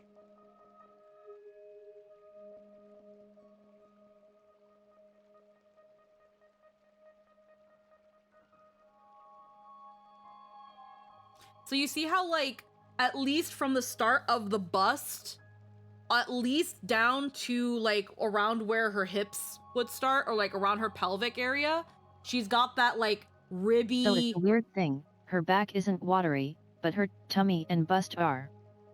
Yeah, but the thing is, though, it's see-through. It's see-through, that's why you can see her ribs. Okay, so, like, how about this? I'll do you one easier, guys. Hold on. This is me being incredibly nitpicky, but I had just noticed it, and now it's actually bothering me.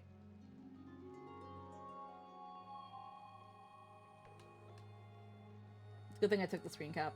So, this is what we just saw.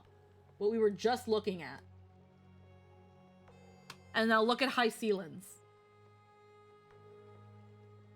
And we know that she is wearing, for the most part, I think, like a backless... I don't know, I have to look at her model. I have to wait till we can see her model, but, like, look. Because you can even see, like, a little bit of her titty. And we're not getting that, like,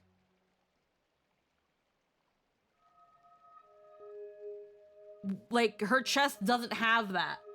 That, like, that part just, like, it's slightly covered by the water, but there's still just enough. If you go to where her shoulder is, you can see that little bit of her bust that isn't quite covered by her hair. And it's not this.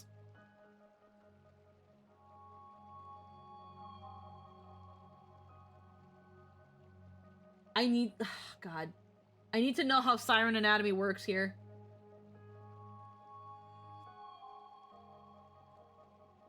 Yep. Mostly I mean that even on her model, her back has skin, only from up front is it see-through.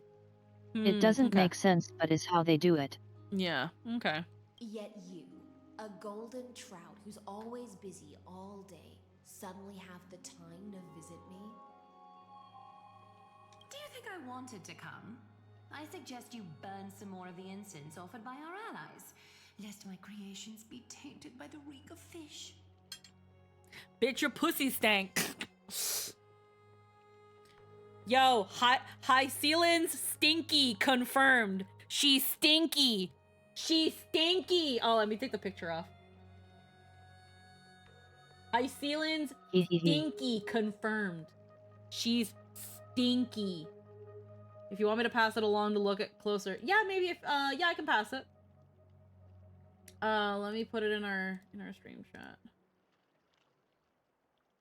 But wow, I adore how animated Aggie's voice is here. Oh, absolutely. Oh, there it is. The thing. Yeah, no, her back has skin. But, like...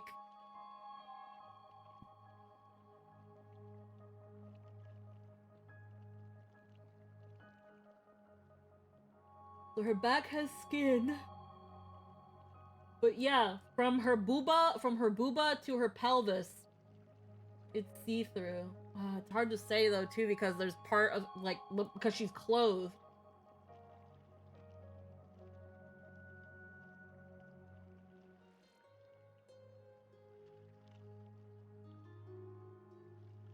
Yeah, no idea where the skin starts on the sides. Yeah.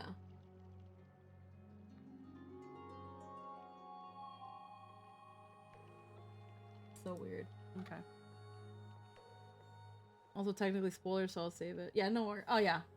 Let me delete that. Yeah, let me delete that. There we go. But yeah. That is so okay. And then I can remove the image from my thing now. There we go. But yeah, High Ceilings is stinky, confirmed. She's like, I can't stand being around you. You fucking stink. Lest my creations be tainted by the reek of fish. I'm only here on the Imperator's behalf to remind you to prepare for the banquet. Fine. But I must retort. What you call the reek of fish, to me, is the unique fragrance of the sea. You're stinky. Yeah, no, her booba looks see-through. And I know, because people have, like, made YouTube shorts about her model, and, like, the reason they, like, you know, sculpted her entire rib cage and everything is because so that you can see on every angle, for people that like to fuck around with your cameras.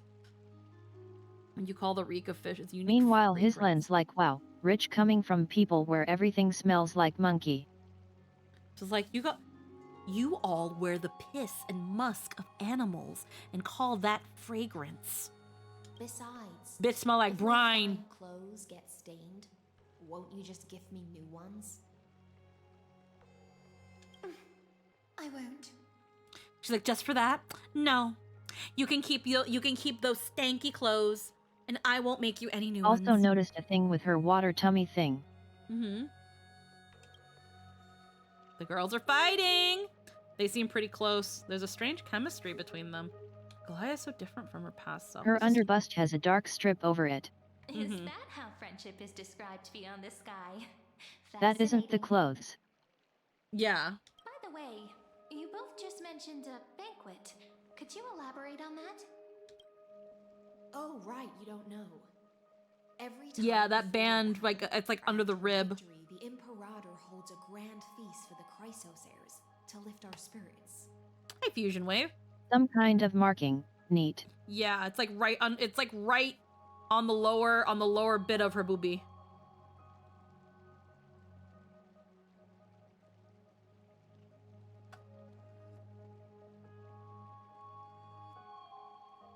For us warriors who swim constantly between life and death, these feasts are more worth looking forward to than victory.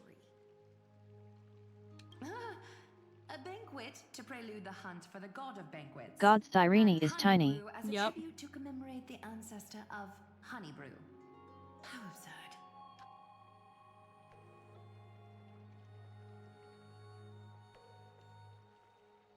Don't look so grim. All has been decided. Since it's a banquet for Fagusa, why not take a leaf out of the Titan's book? Live in the moment and enjoy life to the fullest.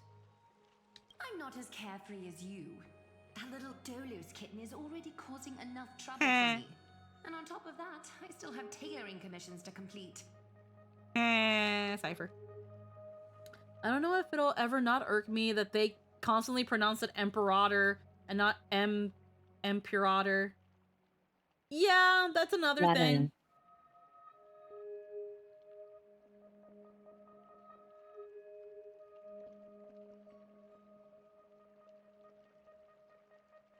One second. Let me...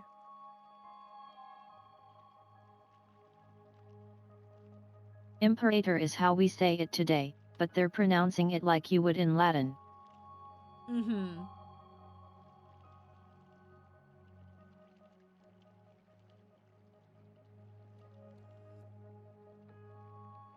Let's see. Just give me 1 second.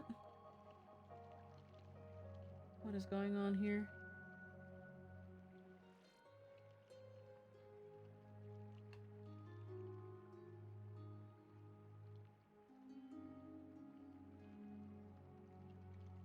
Dia, I caught up. She's talking about Cypher. That's adorable. Oh, yeah. Calls her a little Dolos kitten. Yeah. 1 second.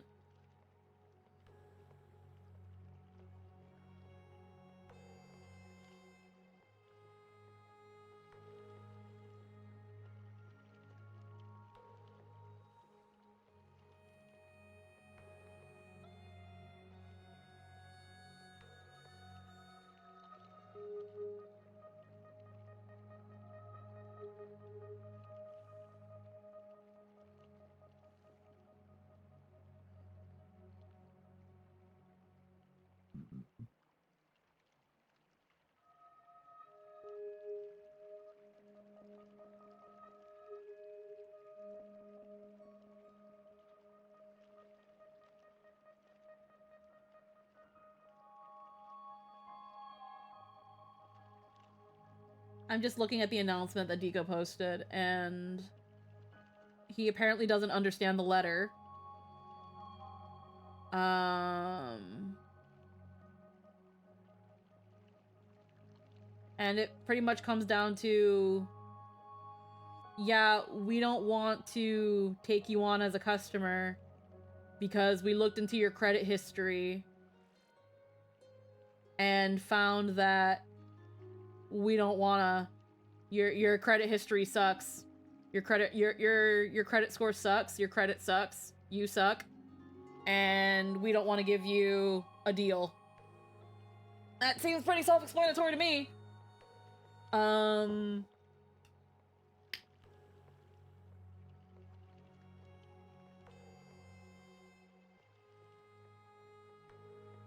But it says here, your credit score was not available from Experian on August 12, 2015, because they may not have enough information about your credit score history. So it's more so that they don't have the information that the information that they're asking for, they're not able to get from the credit union or the consumer reporting agency. So they can't make the decision to take Deco on until they have that information.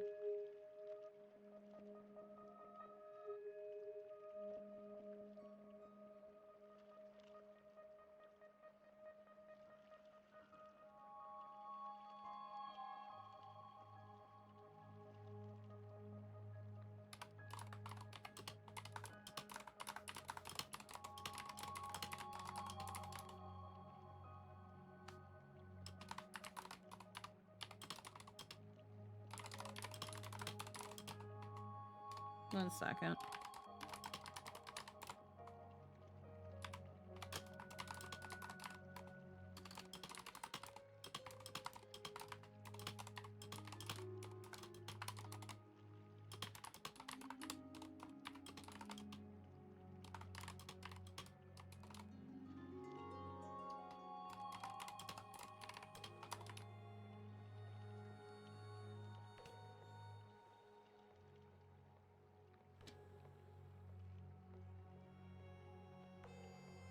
We're sorry you did not complete your order and look forward to fulfilling your needs in the near future.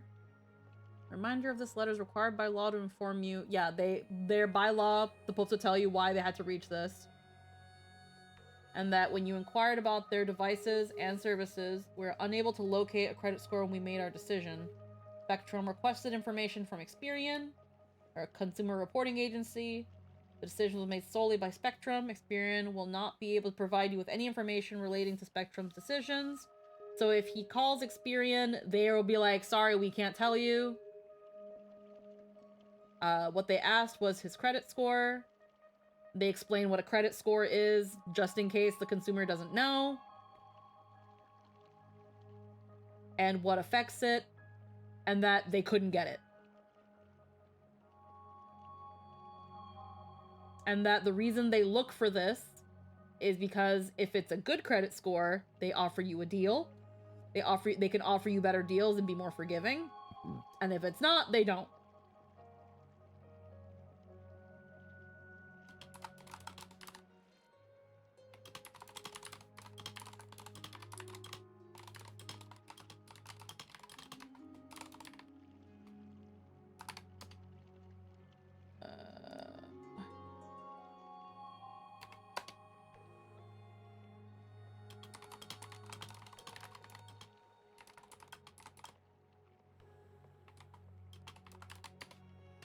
Yeah, so...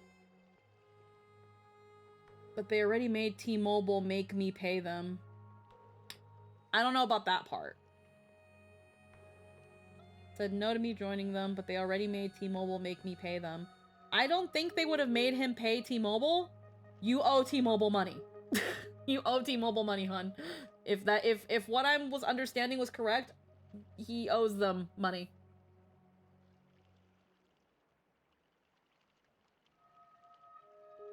Either way. Be smart with your money, guys. Don't be stupid. By the time the cool flame illuminates my eyes, I might not be able to focus as I used to. Glaya's eyes. Curious about these eyes? People often compare them to jewels. But I've already made my decision to ask romance for eyes that can see everything.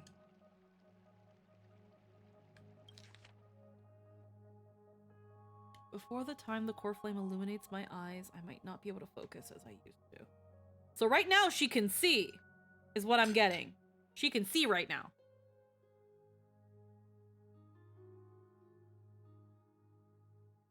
Or that maybe she can't see as well. I don't know.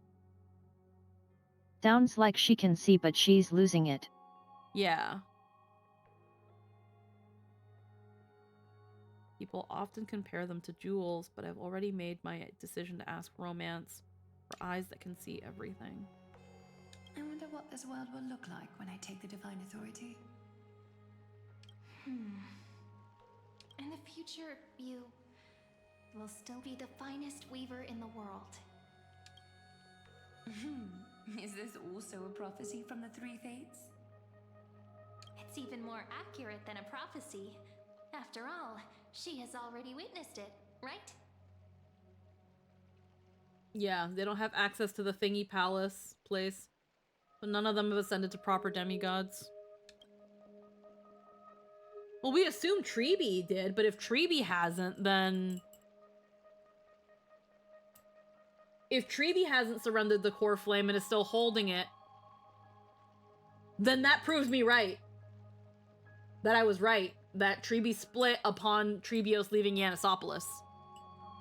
If none of them have surrendered their core flames, and Treeby is still holding Yanis's, and Saridra is holding on to Talantans, and Aglaya has amnestias, if none of the core flames have been surrendered, and they're technically not true demigods, then that means I was right and that Trebi split upon leaving Yanisopolis, not upon giving back the core flame. This is what I mean by they don't freaking just say shit! You will weave the most romantic thing in the world. You will forge the long.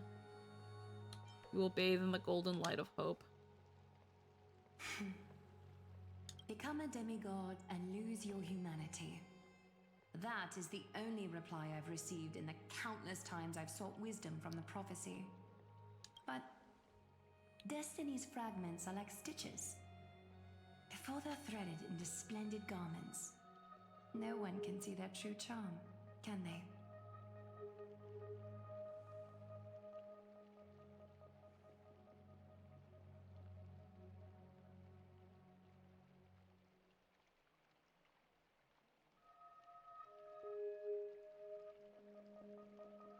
I assume Trebi has and managed to use a sentry gate to act as a sanctum, but who knows? Again, it's hard to say. Because again, it's not that they can't get into the sanctum, it's that they can't give the core flame to the basin. It's that the basin's not accepting the core flame because Fagusa's not letting it happen.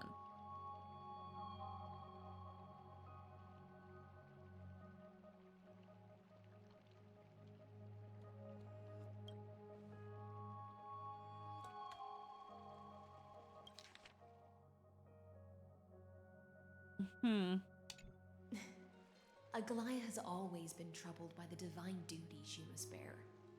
But thanks to you, she seems to be in much better spirits. That's quite real. Do you know each other well? Just as she knows how the spinning wheel trembles, I can sense the smallest changes in the damp air. As for whether we know each other well, I've swum beside her since she was a child. Most of the time, I can understand the whispers in her heart. Okay. So she's childhood friends with Aglaya.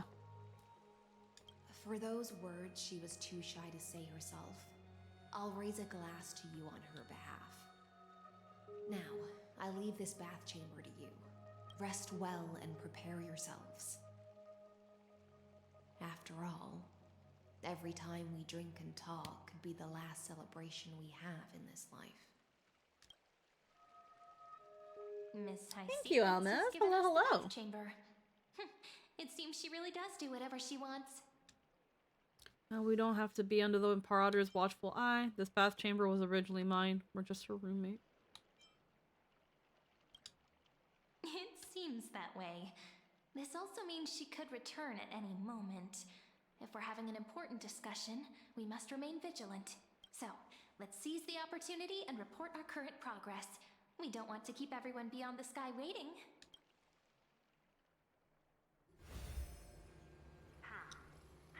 First, why that little empress with a candle stuck on her head didn't explicitly say it, she firmly rejected your request to take over the law. Fair enough. Empress with the candle stuck on her head. Second, Lygus is indeed in this timeline, but since he's somehow connected to that little empress, Herta is the best. I love her. as expected. The road ahead will be long and difficult. Again, just those little... Oh god, that tut. Yep. Amazing. I'm telling you, freaking PJ is amazing. I fucking love her.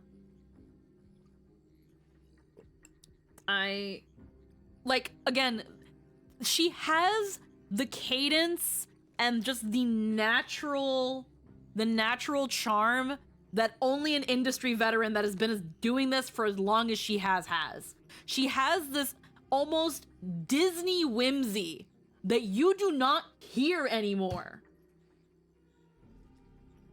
There is just a rhythm, right, and a beat and a cadence to everything that is so good. The road ahead will be long and difficult.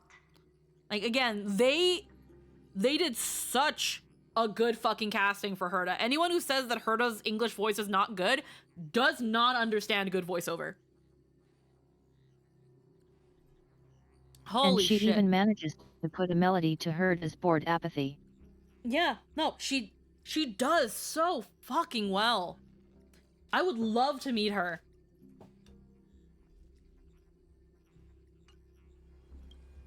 Herta's my favorite character.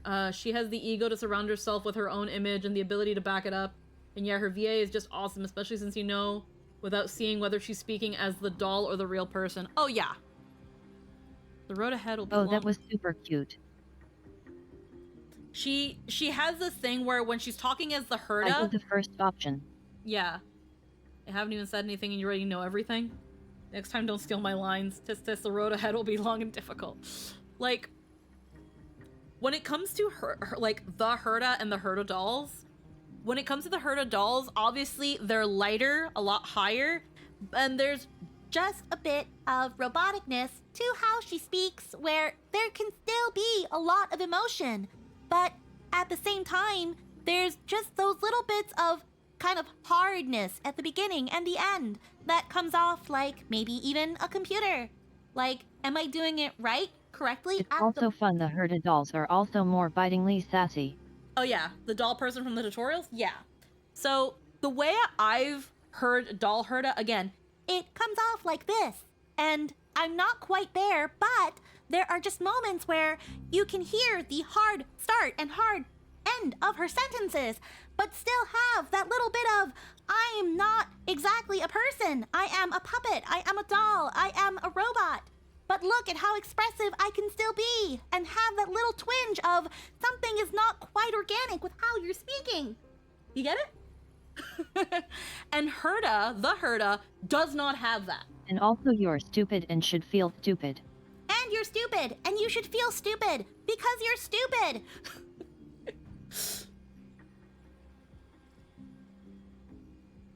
The real person, ironically enough, is more detached. But yeah, that's that little thing that I just did right now have been my studies of Herta and how PJ performs her. Is it good? Probably not, but there's something there. We're figuring out what makes Herta Herta in terms of her voice. Yeah.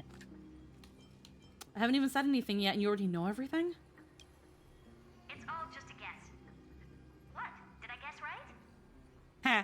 We've made some progress here too, but nothing to get I love this line. Our time is short, so she's so pleased. Yep, she's like, oh shit, did I guess right? Fuck yeah, of course I did. I'm a genius. Concerning the origin of that Intellitron, the firewall he created uses Katorzane algebraic expressions. But ever since Aiden invented the 9-worded formula, this kind of mathematical logic no longer exists in the cosmos. Okay, they put a different effect, like, immediately. That curling rise is so cute. What? Did I guess right? Yeah. It's all just a guess. We've made some progress here too. Concerning the origin of... They decided to put in another voice effect halfway through. That's funny. Lygus is definitely connected. Never mind, it's gone. That is so weird.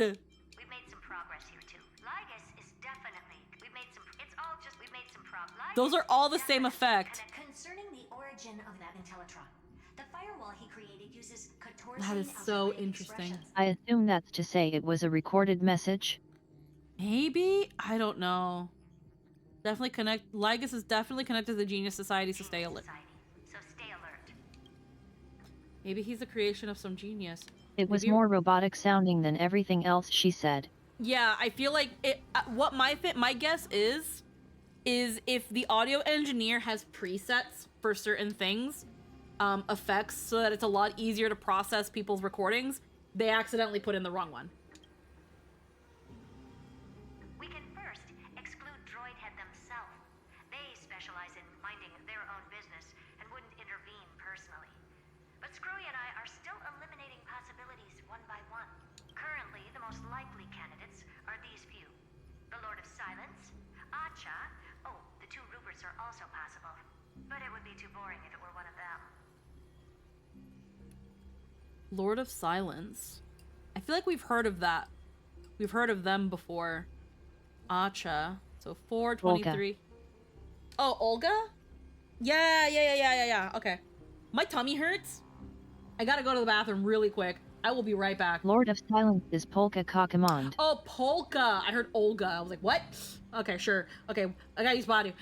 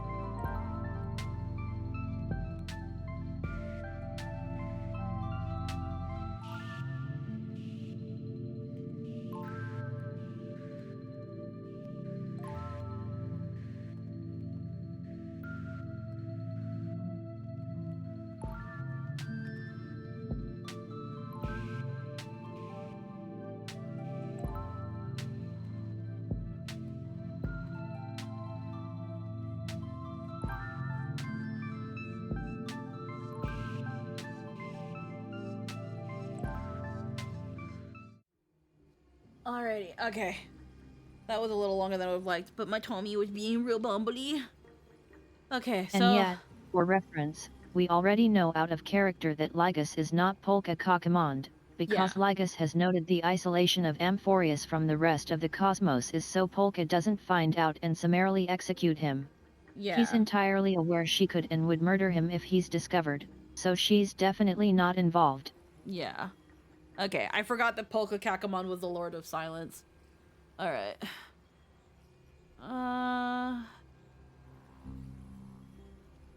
Let's see.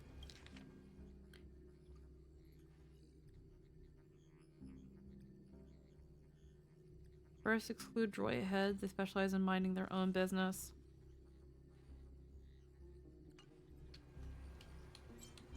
Even you can't come up with an accurate answer? Finally, we'll get to face off with some big names.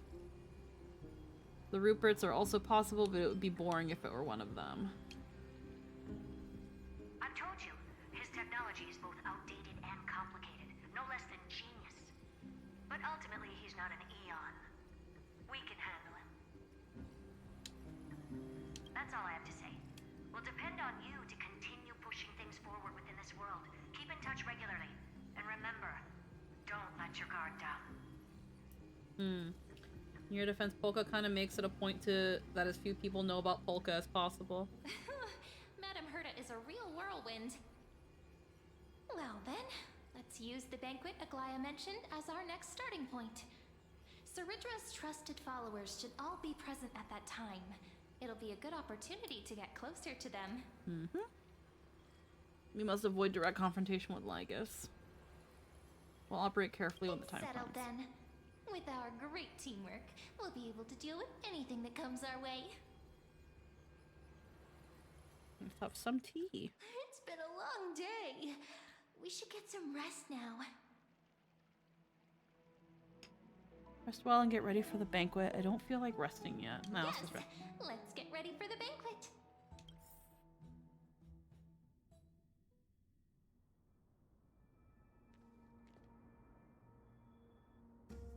Look, the venue's right ahead.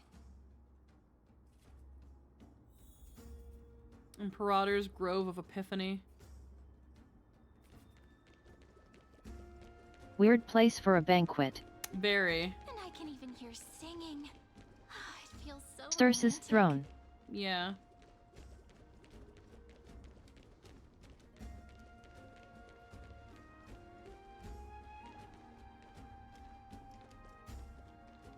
Honored guests, wait here for a moment. You must surrender any personal belongings you have on you before entering the venue. This hero always brings down the vibe whenever he shows up. The Imperator's elevated position means she must always remain meticulous and careful.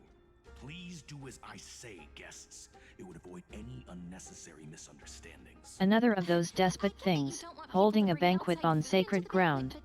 Is it really necessary to confiscate the books and quill pens?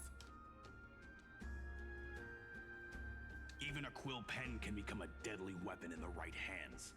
I'm asking Just to flex that you conquered a people. all, Miss Cyrene. Yeah. Your belongings will remain safe. They will be looked after appropriately by dedicated staff. Looked after appropriately? Dedicated staff? Talk about a vague choice of words.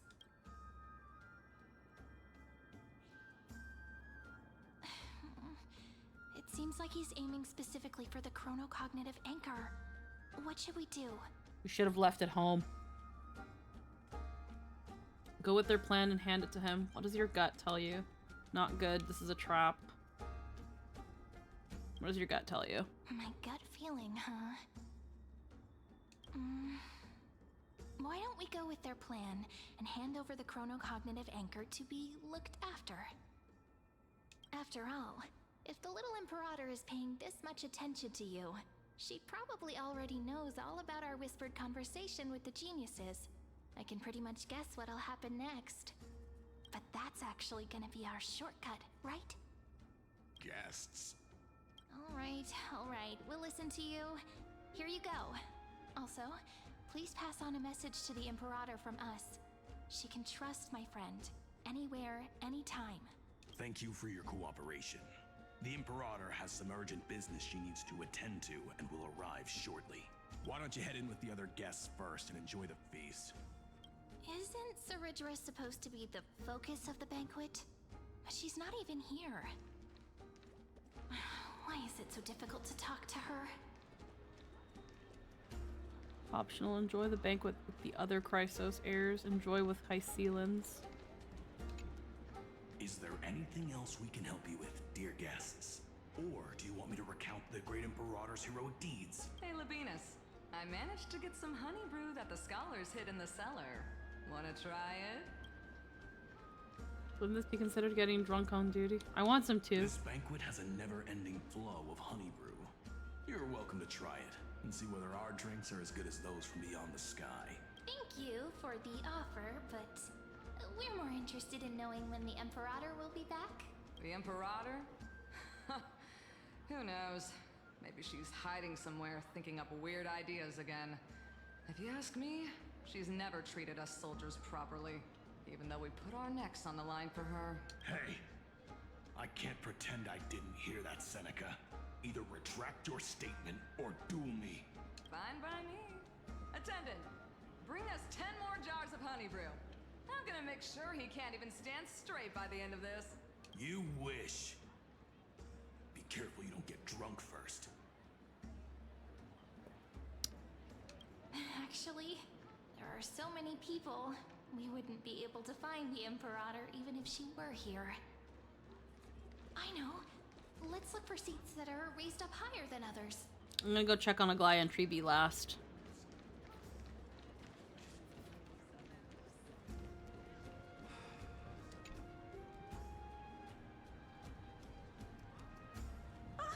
Hello. Welcome to the Make sure not to talk to his lens first then. Yeah. No, I'm talking to the other ones first. A lively party. Ah, so the Deliverer is attending this event, as expected. Little Virginia here was just wondering whether she should go find you. As the great Imperator's historian, His lens in the I'm objective, responsible for so yeah, composing do poems her and last. songs for everyone Yeah. in the Flame Chase army. But I have no idea how I should record myself in the annals. Little Virginia is wondering whether you can let slip a hint or two about her future, so she can find some inspiration to write about herself. That doesn't sound like a good idea. Besides, we don't even know her in the future. But she'll probably get really disappointed if we tell her that. What should we do? Tell her bluntly that we can't do that. Give a roundabout refusal. Make up a white lie. Like, we don't fucking know her.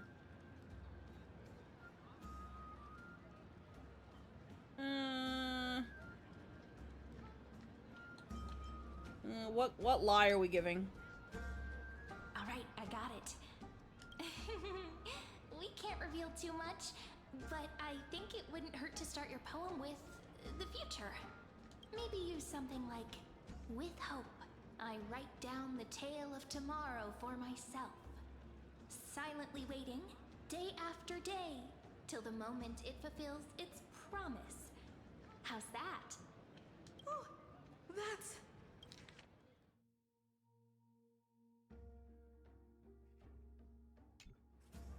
exactly what I'm after. I'm so inspired. Thank you so much. I'm so inspired. I can actually finish composing the heroic saga of Flame Chase once we end this campaign. Polonius nodded, showing approval of your answers. Pretty good for some improv. That line of yours is quite versatile. And that's the art of conversation. I learned it from you, after all. So, how did I do? By the way, in return for that, are you able to tell us where the Imperator is? The Imperator? She usually wouldn't arrive this early. She believes that rulers should stay silent in places where their subjects hold private conversations. Why don't we have a toast before she arrives? To reason, which is held but not revealed. To romance, which will surely be returned.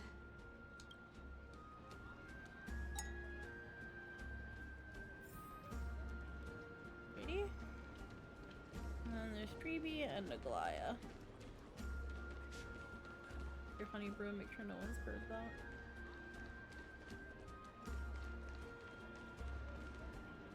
I'm ready to drunk.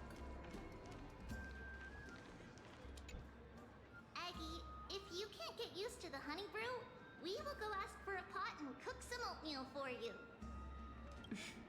No need for that. This banquet is just too loud. And nothing and no one here is interesting. I just don't really want to be here. Lies! You were pretty energized when you came back from the bath chamber. Let me guess. Are you worrying about someone? About High Sealins? Or Little Cypher?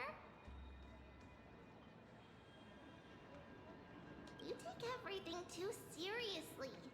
At this rate, life's gonna be real tough for you later on. You're the least qualified to lecture me about that, teacher.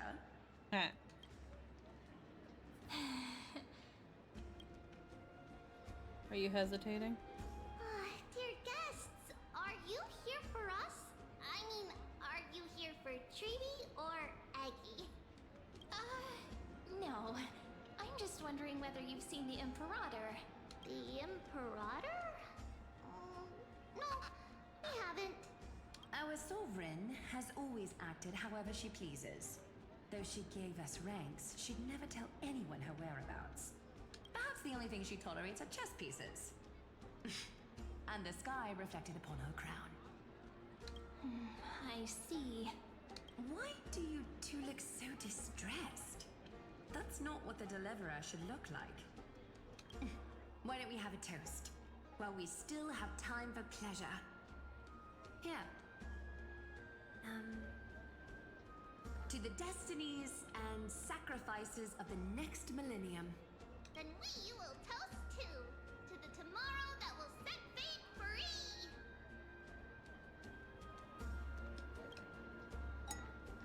Cheers. Gray fry. A little sea hare. Called it. Oatmeal suits us way better than honey brew. Oh, please give me a bowl as well, teacher. Gray fry.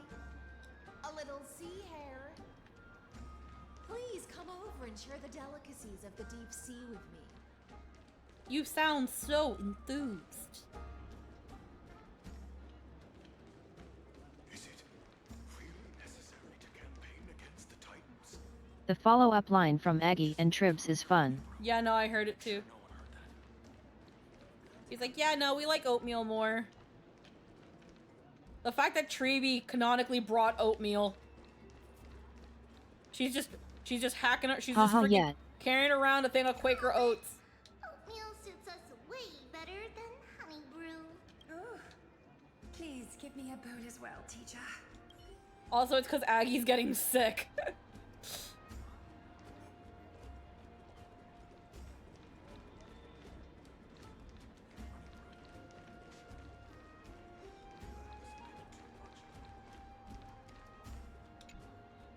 You two have been wandering around the venue as if you have something on your mind.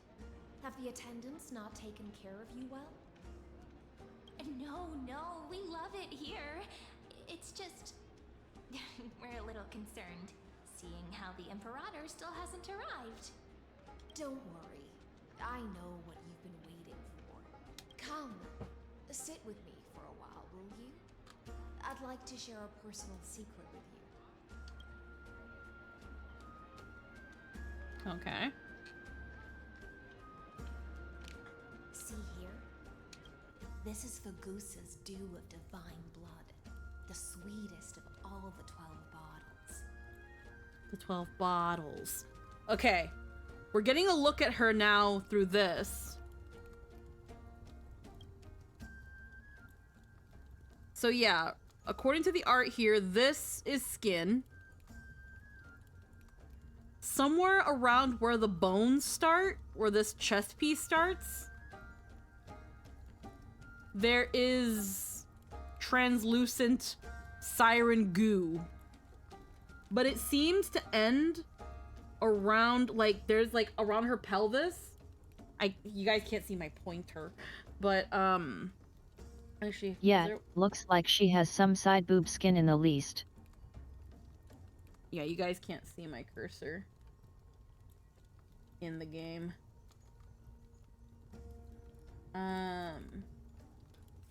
But looking at like, if you look at where her hips are or where her waist is, that like pinkish dot area, there's like that silvery thing right there. That's probably where the translucenty part ends.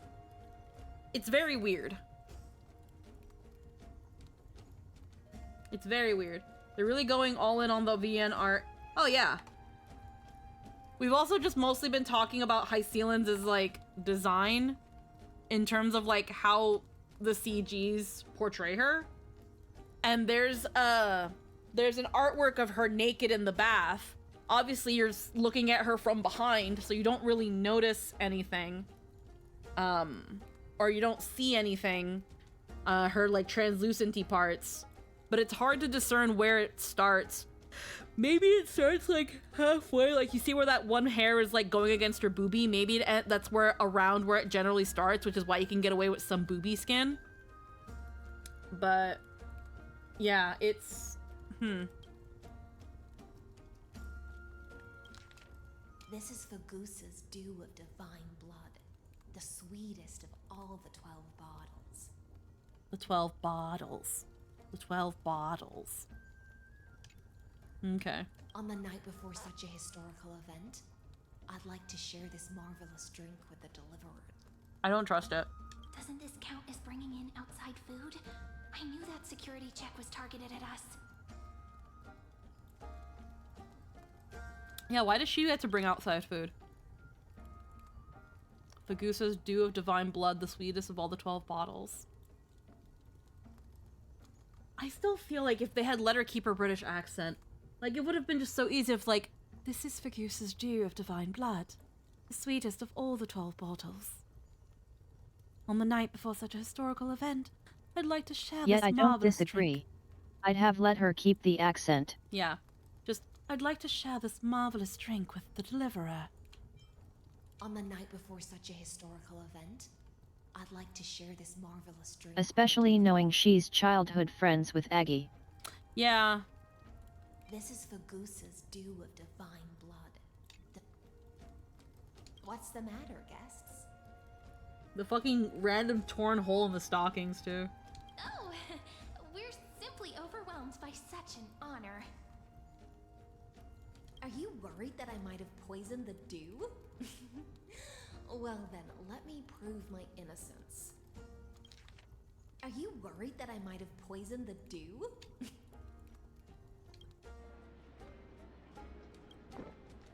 Hycelin's raises the goblet of honeydew to her lips, deliberately arching her back so you could watch the liquid's descent down her throat as she swallows. See? It's completely safe. I feel like Miss Hycelin's wants to talk to us about something. Why don't we go along with her for now? Why does this game act like we're not of drinking age? We definitely are. Minors shouldn't drink. I want a new cup for myself, then I'll gladly accept it.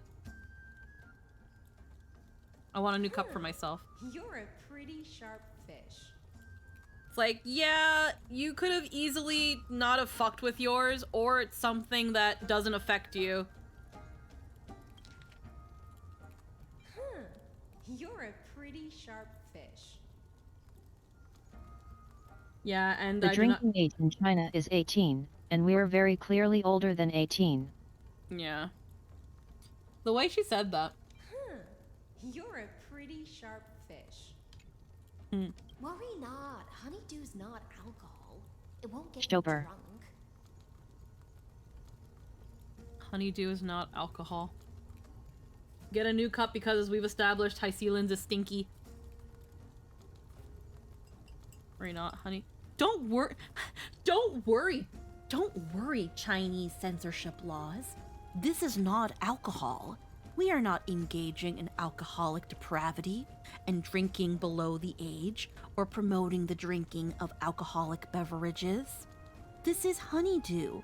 This is just water with honey. And then It is brewed like a soda. It is even has a slight carbonation. It is honeydew, not alcohol. Okay. Sure. Sure. For sure. Yet it's silly. I started wondering if you can see the food she eats, drinks on her Trailblazer tummy. is an adult, but sure. On her tummy. It's the soul glad of Amphorius. Yeah, honeydew. And yeah, if her tummy, when she drinks and eats stuff, she doesn't have organs. Where does it go? Does she need to pee? Does she pee? Does she poop? Cause like, she's like a fish. Like those fish that you can see through. That don't, like she has no organs. What happens?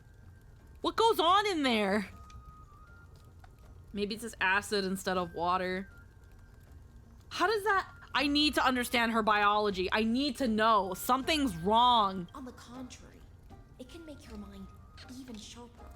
It's not alcohol. It's caffeine. The lesser, more the lesser, more socially acceptable drug. Except if you ask a doctor, they would say caffeine is just as bad. But Runaway isn't here right now, is he? My headcanon is that she has tiny fish that come in out and nibble at the food in her belly like an aquarium. That's disgusting! People have made some interesting art with things she's ingested. Oh, the Vors! Oh, the Vor weirdos! No! No! No! No! The Vor But honestly, that would work. There are parasitical fish that do that. I'm back. What are we talking about? Like how we digest food is any better. Yeah, but we don't have literal little fishies inside of our bellies, Toric, that when I ate my mashed potatoes and my ham, a little fishy doesn't come out of my intestine and is like, could have used a bit more gravy. Okay, I'm gonna go take this down and turn it into poop later. Like, that doesn't happen! That doesn't happen! It doesn't happen! Worse are the butthole fish. Yeah, what about the butthole fish? Could use more gravy. What about the butthole fish? You ever thought about the butthole fish? You don't want to think about the butthole fish. The what? No. I'm just saying. I'm just saying. The little having little fishies in her system is fucking weird. Cause like, how do you have to clean her like an aquarium? Like, you know how like when you have pet fish, you have to drain the aquarium every once in a while so you can give it like a little scrub down? There are actual fish in the sea that swim into buttholes and just chill there, and there's nothing the host can do about it. Yeah. Butthole fish sounds like a 90s music album.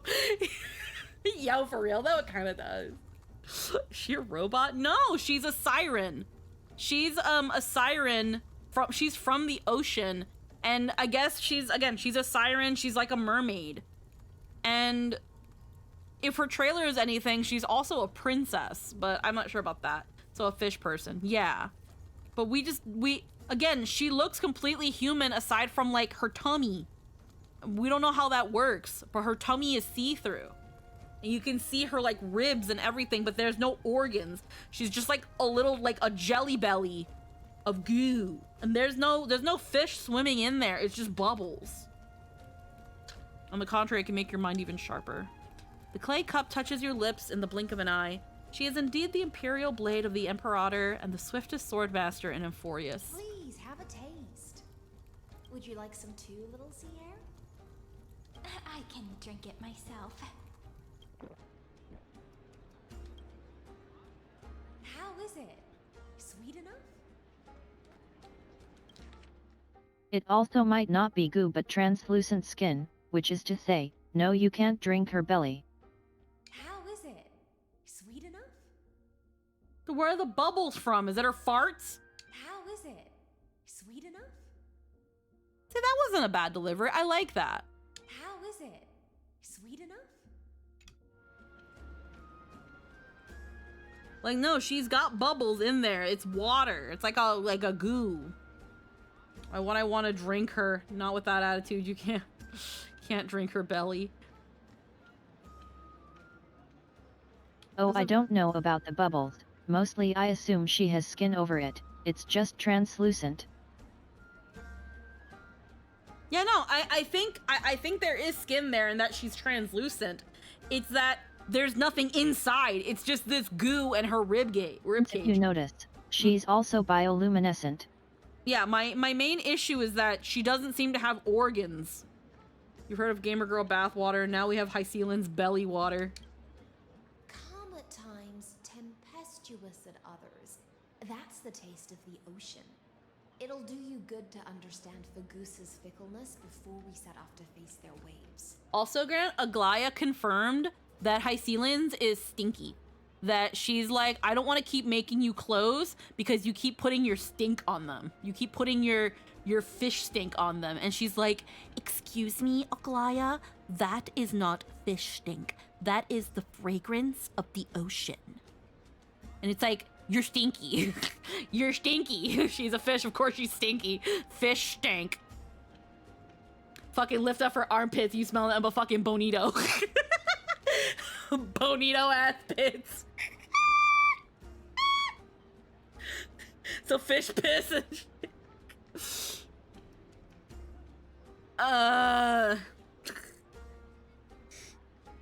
But yet, I think this is another example of how we get character models from after they become demigods, that don't make as much sense for before. Please don't. The armpit and Jory's will go nuts. Listen, I've sailed in the Atlantic. It smells like ass. You try to eat her out, she'd be smelling like a fucking Pokeball.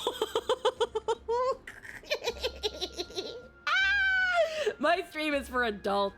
I can't. Ever since Aglaya confirmed the Hycelin's is stinky, I can't. Just like how you're about to understand the secrets within this dew. The final words from Napoleon Bonaparte to his wife before heading back to Australia. Don't wash. Okay, sorry. That was disproven. Now, please turn around.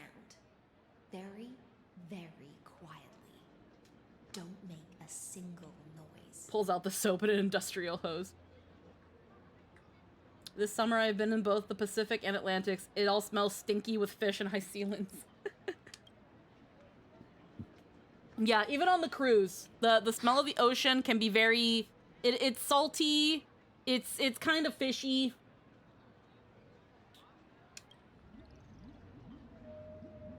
The Imperator, when did she lie guessing? Wait, what did you do? The dew of other gods all intoxicate humans, but the god of banquets dew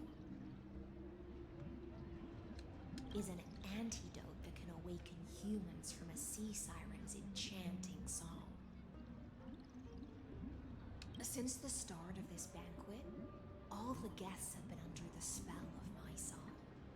None of them can see the Imperator in that Fioros. Oh, and that's why Cyrene mentioned like, oh, I can hear singing too.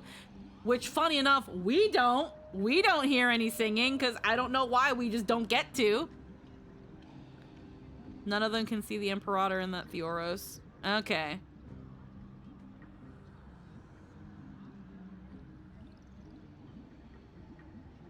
I hear it.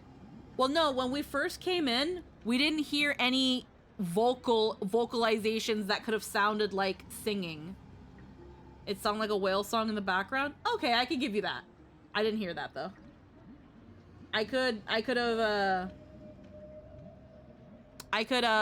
There it is. I hear it now. I mostly meant when we came in. I'm not sure if we heard the whale song around there. One second.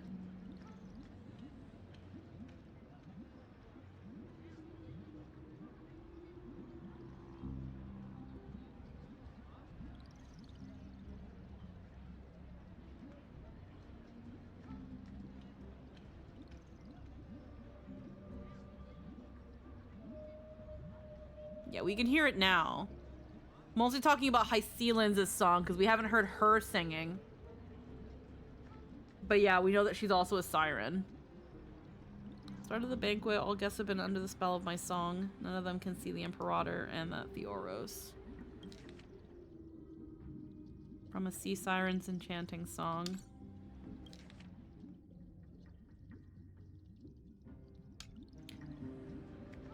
So she's been concealing them. But you two, I wish for you to see the truth. Is this also what the Imperator wants? This is my personal request. I can't bring myself to trust that Theoros. Hi, Blaster Cube. That might be her. If she's mostly goo, she might not need to use her mouth. The Flame Chase army changed after he descended with Orynyx's divination and brought the prophecy of the stars to Akama. His seductive whispers harbor something malicious within and will ensnare those of us blinded by ambition. You are the deliverers of the prophecy and know about him far more than I do. Perhaps only you can find traces of the truth from his actions and words. Then we can show the Imperator the right path forward. Oh, but isn't this acting behind her back? Amphorius has become far too weak. Even heroic actions protecting her from harm must be conducted under the water's surface. I am the Imperator's blade, and I must clear the way for her while remaining concealed in the torrents. Then, ensure I'm pointing my sword towards the true enemy. Can you promise me something, Miss Hycelins? Ask away. My friend has in fact come here to stop that villain's evil scheme.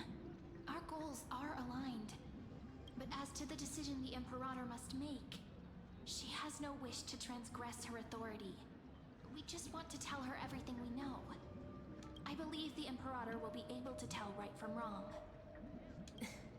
I never doubted your loyalty. I'll pass your words faithfully on to her. Provided we can gain the advantage in this tug of war, that is. How's she talking without lungs? Yeah, again, I don't know. Now, return to the feast. Bring this cup with you and keep your distance. Pretend you are still immersed in the sea siren's fantasia. Sea Siren's Fantasia. And I'll control the moisture in the air.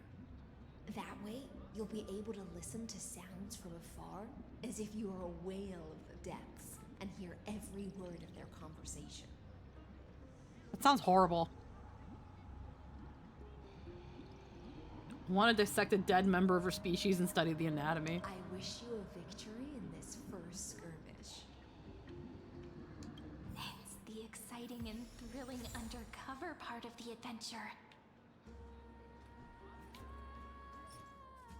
Hycelin's ceramic cup. An unassuming ceramic cup, plain in craftsmanship. At the wanton feast, its cold rim passed her honey brew to your lips, branding you with the sin of exile, yet bestowing a dream of clarity in return. The worth of a vessel lies in what it once held, and who once held it, just as blades earn legend by battle and heroes are remembered through sacrifice. Oh, the little things are whales! Dew of divine blood. Vegusa was said to have buried 12 bottles of fine vintage beneath the seabed, hoping to savor them 1,000 years later. But even as the black tide silenced the song of Chalice of Plenty, not a single drop had been uncorked. This bottle, sweetest of the 12 vintages, was brought ashore by the last surviving sea siren. So she's the last one. The divine power it holds can pierce through any fog.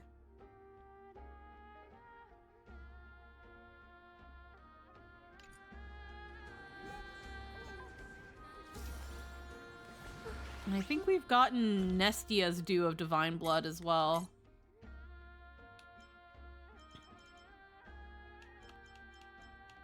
Yeah. Rare Amphorian fine wine. It is said to be brewed from crops nourished by the divine blood of each titan. This particular bottle originates from the chrysalis of gold, Nestia of Romance.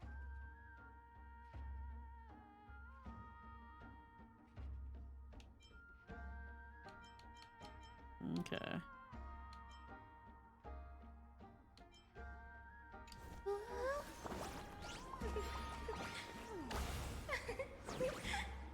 Let's have a break.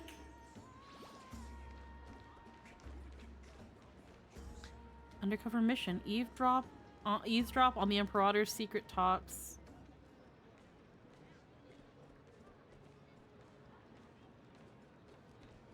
I feel like this is also in and of itself a weird trap, but I have no idea. Let's mingle in the crowds here. Relax. Relax. Try to act natural. Where's the Imperator? Still not here. That little imp is always acting so high and mighty towards everyone. Today, I will. Whatever. Pour me another cup. Though she has succumbed to drunkenness, she still does not dare challenge your authority. A criticism of my height is a grave enough insult already. She should be dismembered. An imp. Called her a fucking imp. Do you often test the loyalty of your subjects like this? As an introvert, I am not on board for hearing all conversations at this banquet all at once. Yeah, that sounds horrible. You jest. The Imperator does not need blind loyalty. As long as one can prove they have value, I am willing to be lenient towards them. Let's cut to the chase, Theoros. If I pass the trial and grasp this world's law in my hands, what will you do then? The answer is simple.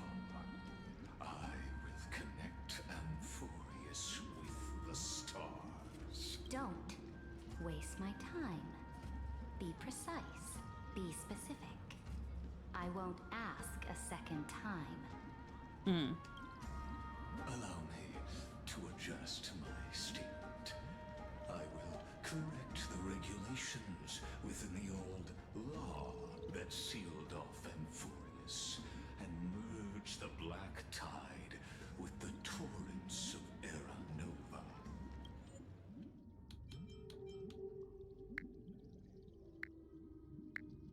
I'm gonna lower the sound effects just a little bit.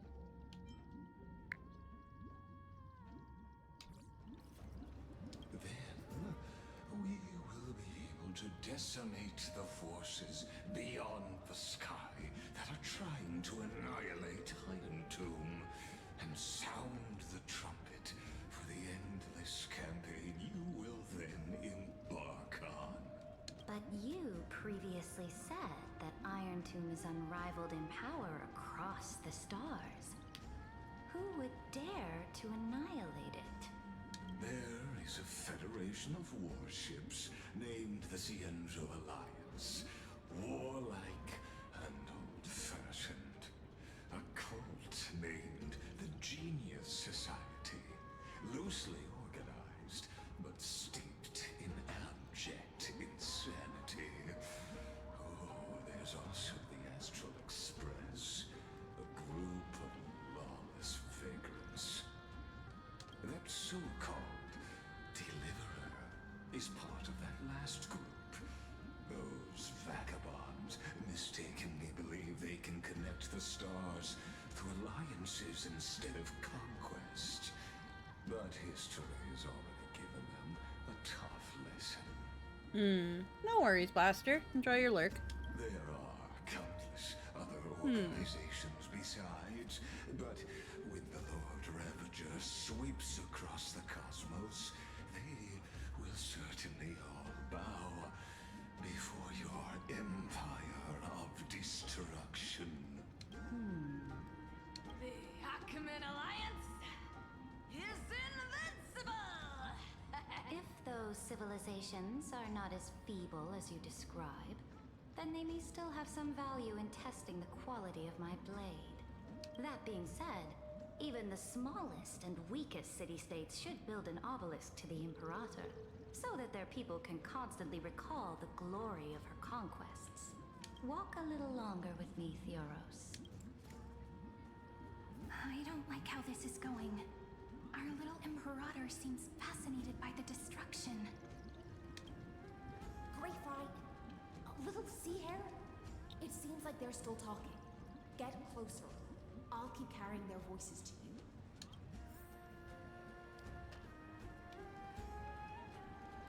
Now I can kind of hear the vocals. And now I can hear the voice. I think when we first came, it took a while for it to come in.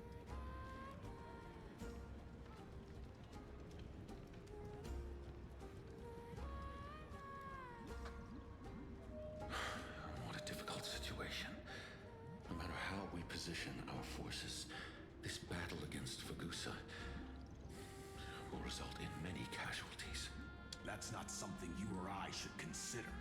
The Imperator has already placed the chess pieces. We just need to fight for her until our last breath. How astonishing. The commanders under you have such different personalities, yet they share the same loyalty.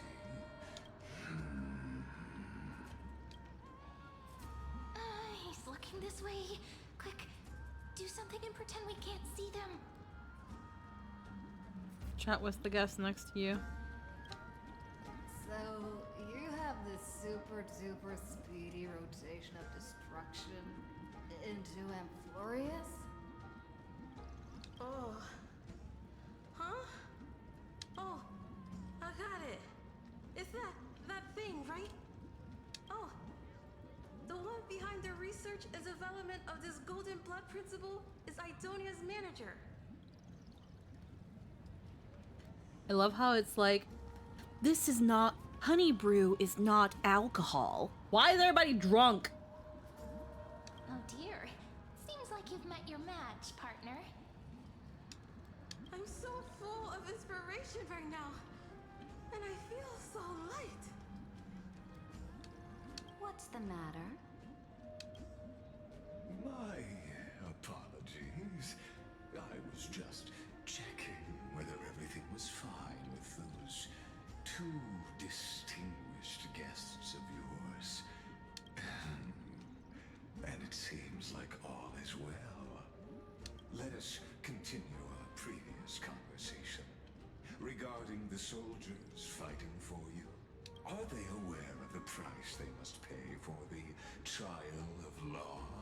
If I recall correctly, you've already lost a bout against Talanton due to offering insufficient sacrifices. Well, I guess continuing his MO of telling the truth from a certain point of view. Yeah. You dare mention my name alongside the word lost? Forgive my transgression, great Imperator. Watch your words and actions. All you need to know is that my victory in the trial is guaranteed. Even without the trial of law, they've already sworn to give their lives for my conquest. So tell me, if everything happens according to our agreement, how would you recommend I deal with that deliverer? Good question. Do not let her fool you. That woman from beyond the sky contains a seed of ruin within her body. She must not be allowed to tarnish your glory. Therefore, the wisest decision would be to hand her over to me. You plan to torture her? Calling it experimentation would be more appropriate. The guest's patience is running thin. I plan to remove the Fantasia and Bitch, why you dissing the Stellaron? That's destruction. You should be glazing it. Yeah, Brother Stellar hasn't done shit. I will heed your advice.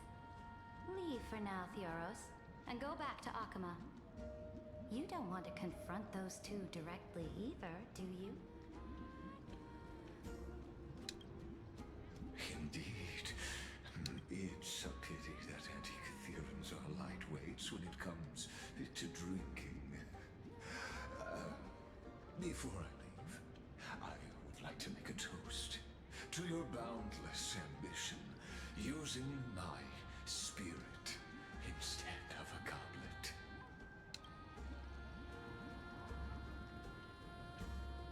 As I expected, that Theoros's schemes have been revealed. Thank you for your bravery, guests. It's time for me to dispel the Fantasia. This will be the Imperator's last public address before we head off, and therefore likely the final. Why would your chance to drinking capacity matter when it's super totally definitely not alcohol? Yeah. Don't get it. I will try to get you a chance to speak, and I'll also prepare for any contingencies. The rest is up to you. Fall on their head, guys. You should head back to your seats for now. Turn to your seat and wait for your turn to speak to Saridra. It's because you haven't had enough honey brew.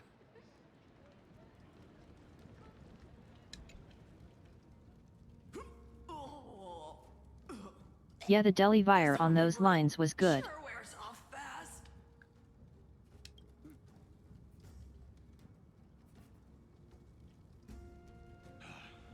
The Imperator! The Imperator has arrived! No need for formalities. I should be apologizing for my tardiness instead.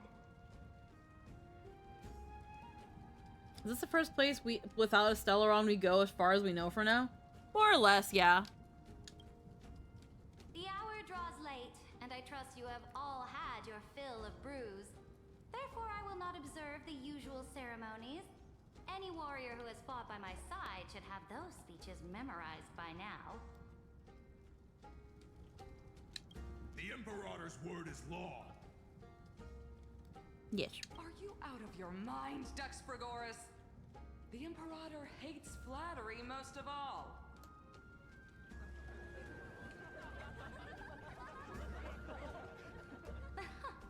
A joyous atmosphere is a better fit for showing me your resolve. I believe that you, my dukes, will do all you can to assist in the campaign against Fagusa, just as you always have. However, it's a pity that I have never tested your loyalty.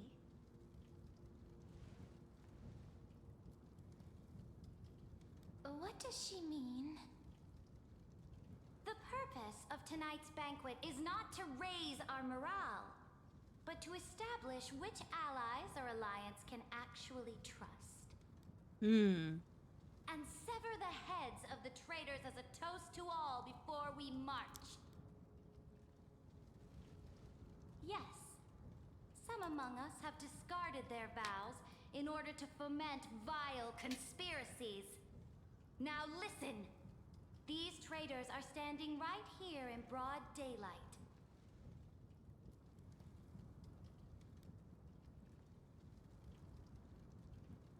Dux Gladiorum Hycelens. She used the Sea Siren song to immerse the crowds in an illusion and conceal her whereabouts. She then worked with those from beyond the sky to spy on confidential matters, hoping to rob the core flame by force and harm me, the Imperator.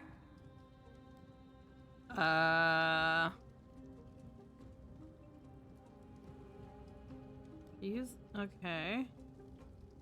He then worked.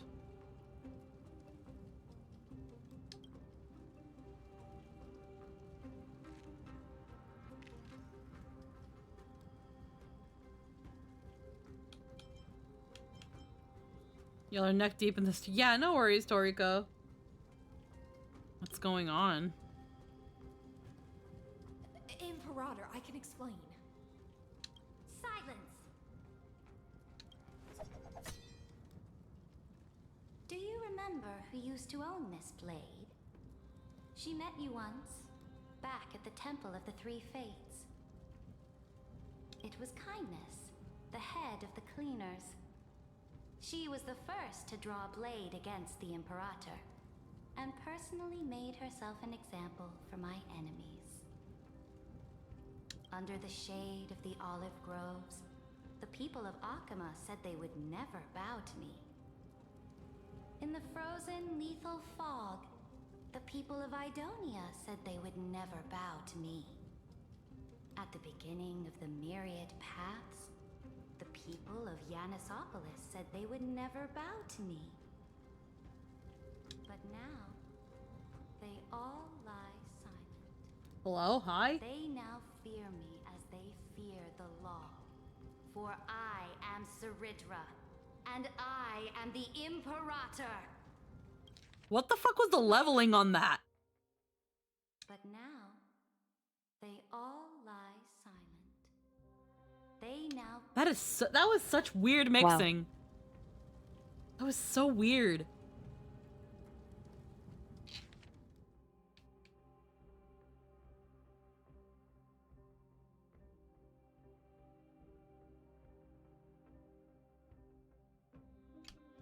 If you have any last words, say them to the Imperator. So like, just saying, we can totally take them. Yeah.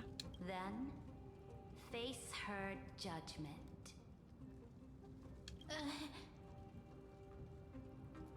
After I cross this river, it will be a tragedy for mankind. But if I do not cross, then it will be the end of me.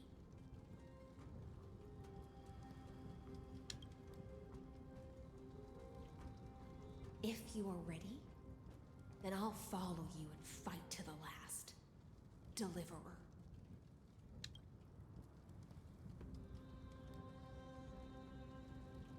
We must kill the Imperator. There's no other way. We must convince Ceridra. Is that what they mean by the whole thing where it's like the Dux Gladiorum had killed her own Imperator? That's right, friend. Now, use your identity and add in a bit of experience and charm and testify to the Imperator as we promised. You think you can slay a king using your words instead of a sword? I'll have it. Show me the weight of rhetoric from beyond the sky. Will it weigh heavier than 3 human lives? Let's try to watch our words carefully. Start with a defiance that lasted 30 million cycles. Start with the fake Era Nova.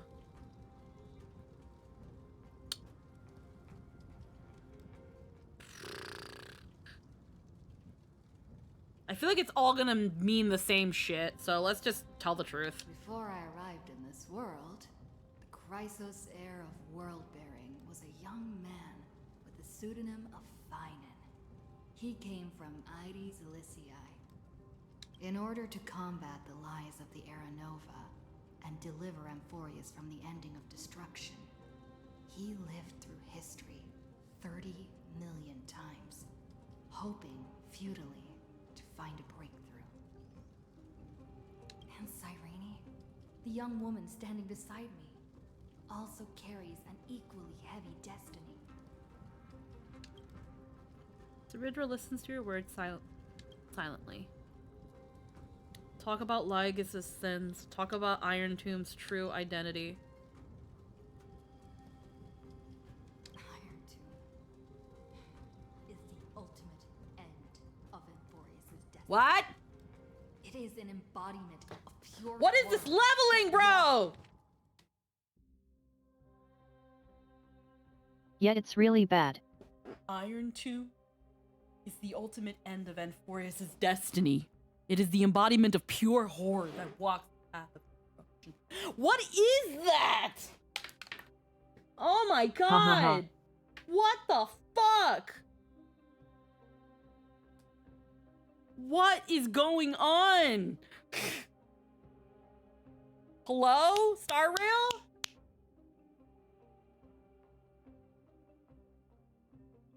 Like, am I stroking out? Iron Tomb is the ultimate end of Amphorius' destiny. It is an embodiment of pure horror that walks the path of destruction and can never be tamed. Like, holy shit. Was the intern working on the audio engineering for this patch? Y'all got the interns working? What is going on? Path of destruction and can never be tamed. That is the only thing Lycus cares about.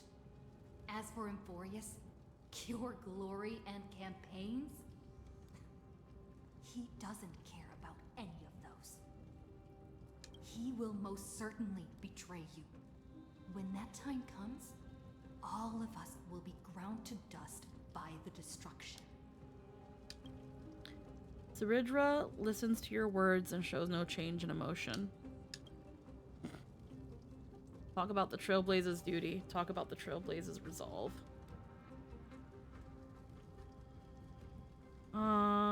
The duty. I walk the path of the Trailblaze. My friends and I have always obeyed the creed of explore, understand, establish, and connect. Conquest and destruction are never ways to build bridges between people. Therefore, if you choose the way of the destruction, then I'll place your ambitions into the same basket as Lygus. Oh my god! And smash them into pieces with my baseball bat. Then I will place your ambitions in the same basket like and smash them into pieces with my baseball bat. I should be popping out the directional mic. What did y'all record this with? No! What is going on? Bro! It throws things off so bad. Then I'll place your ambitions into the same basket as Lygus. And smash them into pieces with my baseball bat. Oh, man. In the future, I see free jades for the fixes. The problem is that there probably is no fix for this. They probably won't fix it, aside from maybe re-recording the line and engineering it better. It could be fixed. It could be fixed without having it be re-recorded, but god, fuck.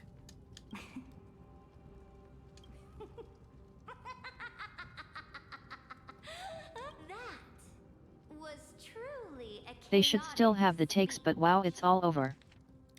Yeah, I cut out her laugh.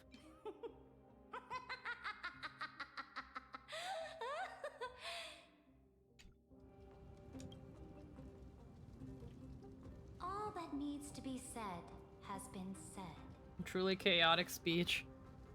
Dux for Goris, Dux for Malus. Escort the traitors to the prison.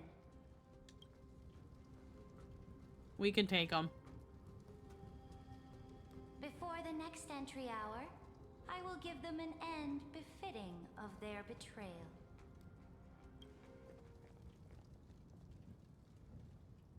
Oh, great Imperator, your ambition certainly eclipses all things.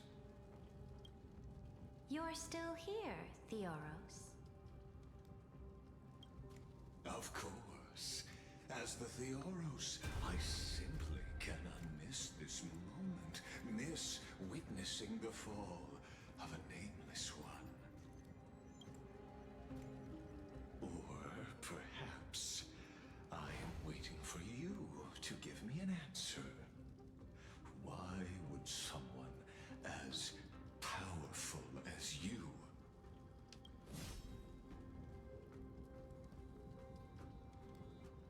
use such a clumsy Okay, so that's interesting. as imprisonment to ensure the Deliverer's safety?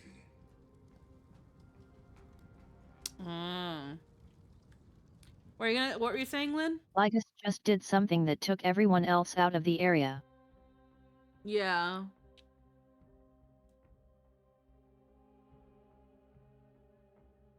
No, what someone as powerful as you such a clumsy excuse as imprisonment to ensure the Deliverer's safety.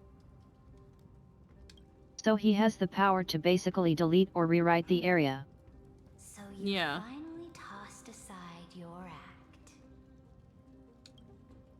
I must point out that you But it doesn't seem to work on golden-blooded people, maybe. This banquet was always going to be a game of chess. Also, an NPC sitting down. We don't see that a lot.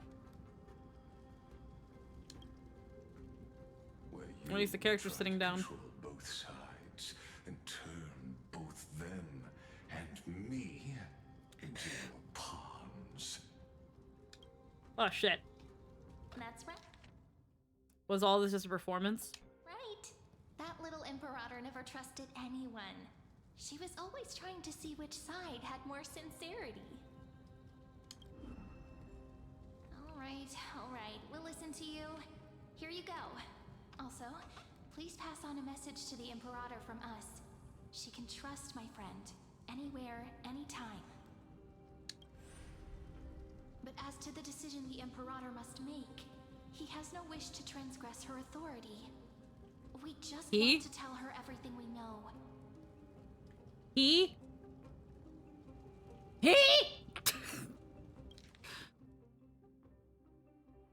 But as to the decision the Imperator must make, he has no wish to transgress her authority.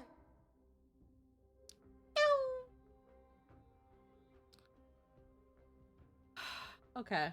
Second time they dropped the ball with using the wrong pronoun line. Star Rail. I'm gonna make They your will life fix that, but yet. I'm gonna make your life so much easier. Start using they. Just start using they. For certain things, just start using they. And make your life so much easier. Eric Bihari. No, don't. It's just, we're being nitpicky. We're being nitpicky bitches.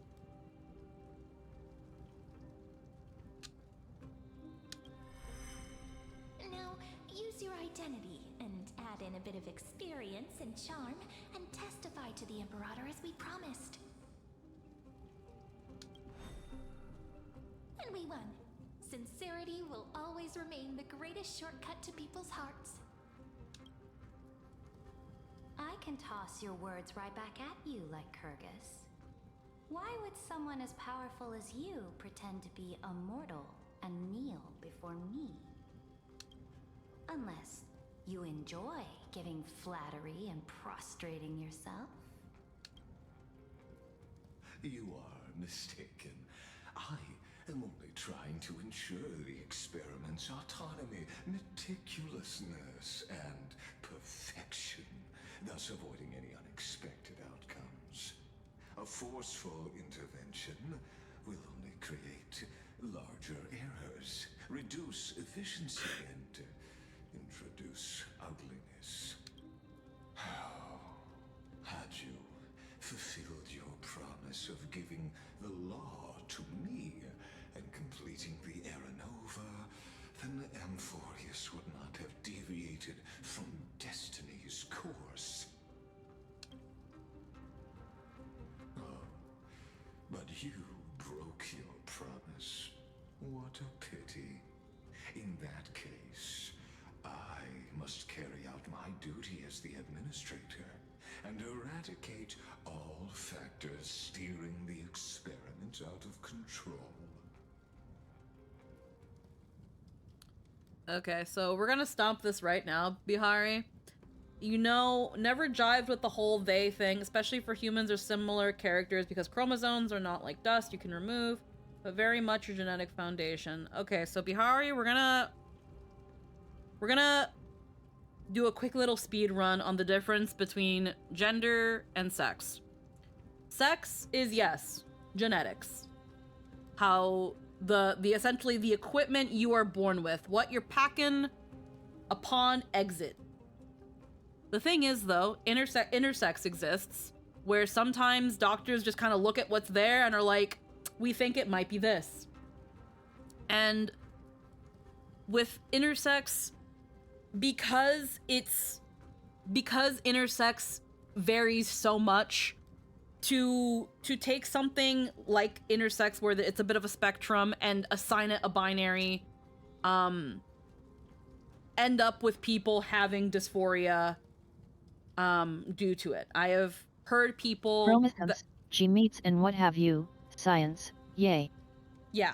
So when it comes to intersex, even then the binary doesn't super help, because if someone is intersex but they are told that they are a man, but they start developing female secondary or primary sex characteristics, then there's dysmorphia because they were assigned male but they are showing female signs. That things things kind of like that. It's a bit complicated. I can't go too into it because I'm not as well versed as someone who has lived their life intersex. I don't want to speak over that experience.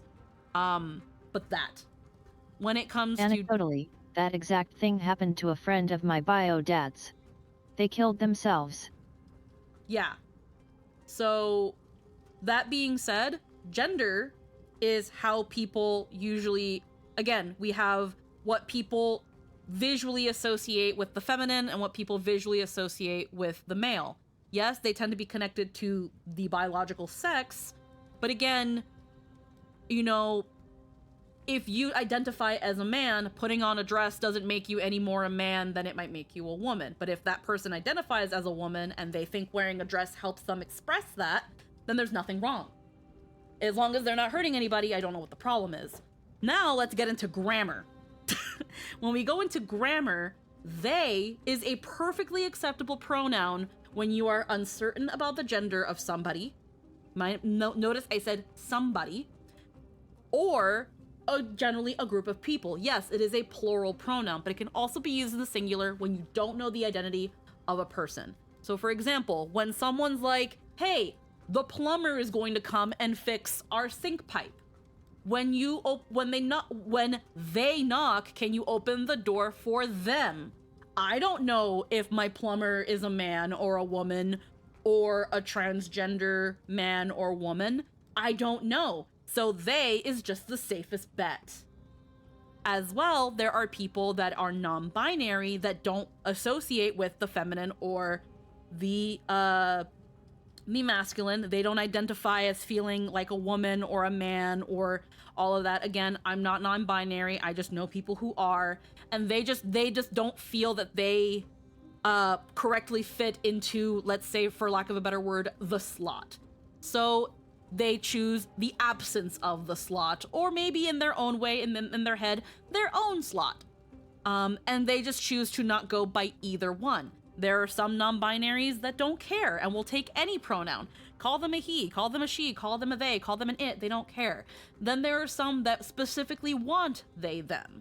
There are some that are fine with, you know, their assigned at birth pronouns and they, them. So you have your he, they, she, they, she, They has blah, blah, purpose blah. to fulfill the role of a neuter pronoun in the English language dating all the way back to 1375.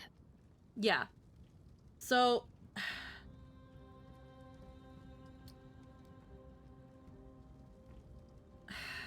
okay.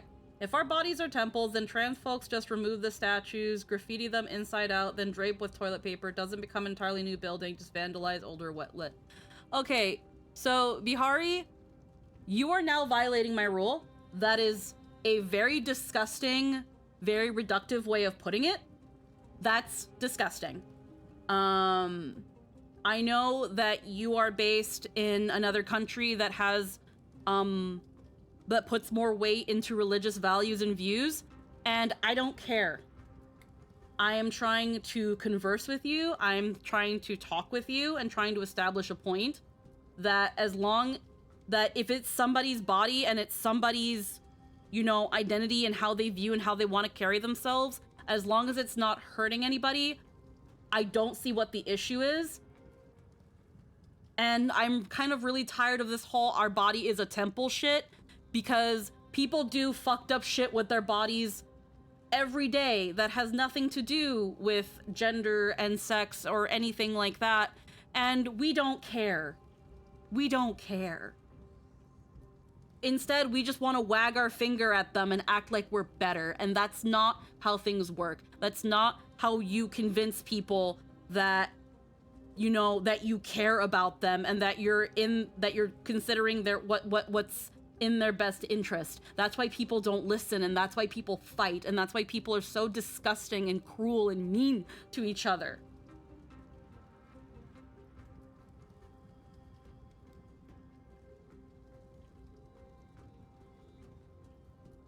That ideology that you carry, I'm not going to try to change your mind, but I don't agree with it. I think it's disgusting. So I can just ban you, and you can no longer participate here, if that is how you're going to be, but I do not accept that here. I don't need to entertain that thought process here. I do not appreciate that.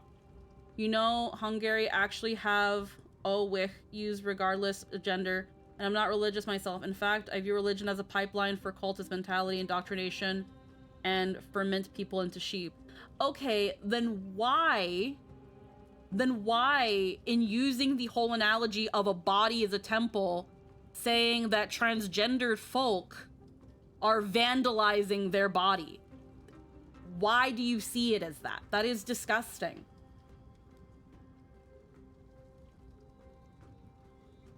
That is disgusting. If I was to, even if you're not religious, if I was to bring it back to religion in some way, shape, or another, again, as long as it's not hurting anybody, who are you to police somebody's self-expression and who they are and how they feel? Like, who are you to police that and tell them that that is wrong? To use the specific wording of vandalization to graffiti and drape with toilet paper. These are all negative connotations. You are saying that this is bad. And it's not nice. It's not nice. It's disgusting. I personally don't like it. I know a lot of wonderful people who are trans or non-binary or are figuring themselves out, and this world is cruel enough. This world is cruel enough. If you don't like that, if you don't agree, you do not have to be here. And I can make it a lot easier for you, and I can just ban you. I will give you that choice. But I am not going to accept that sort of conversation, that very bad faith sounding rhetoric. I don't want that here. That's not what I want. I don't appreciate that. I could have banned you many times before, and I have more than reason now to ban you, but I don't want to do that because, again, I also see a lot of people who just immediately go black and white and be like, you're a disgusting transphobe, and hit the ban.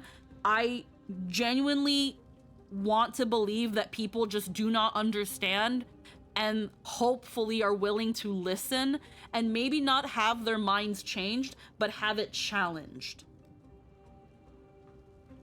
If my body is a temple and I want to make changes to it, that's not vandalism, that's called renovations. Exactly, Eggy. Exactly. If it's my temple, if my body is my temple, then I can do whatever the fuck I want to it, and it is not vandalizing. It's renovations. If you don't like it, you don't have to come here. You don't have to appreciate what I'm doing here. Yes, are there people that do fucked up shit, like destructive drugs and things like that, and that, you know, destroys, there are so much worse things you could be doing to your body that we have to act like going through, like, that going through freaking, what's the proper word for it? Like affirmation surgeries. There's so many worse things people do to their bodies for people to act like gender affirmation is the worst of it. I don't understand. If you don't like the idea of gender affirming surgeries, don't get your titties removed. Don't get your freaking pee-pee messed around with. But if somebody wants to do that to themselves, fucking have at her. I don't care. I want to know what people be paying y'all to care this much about what people do with their lives that aren't hurting anybody. I can't believe I'm getting into a whole thing about fucking gender while playing Honkai Also, Star Rail. the temple argumentation, while it is a blissful ideal, is often directly contradicted by myriad other practices in those cultures. Genital manipulation is a particular common example of such, and if often normalized without contestation. Thus, such rhetoric is often the idyllic vessel through which control is established, picking and choosing which acts are and are not acceptable in order to promote a power paradigm.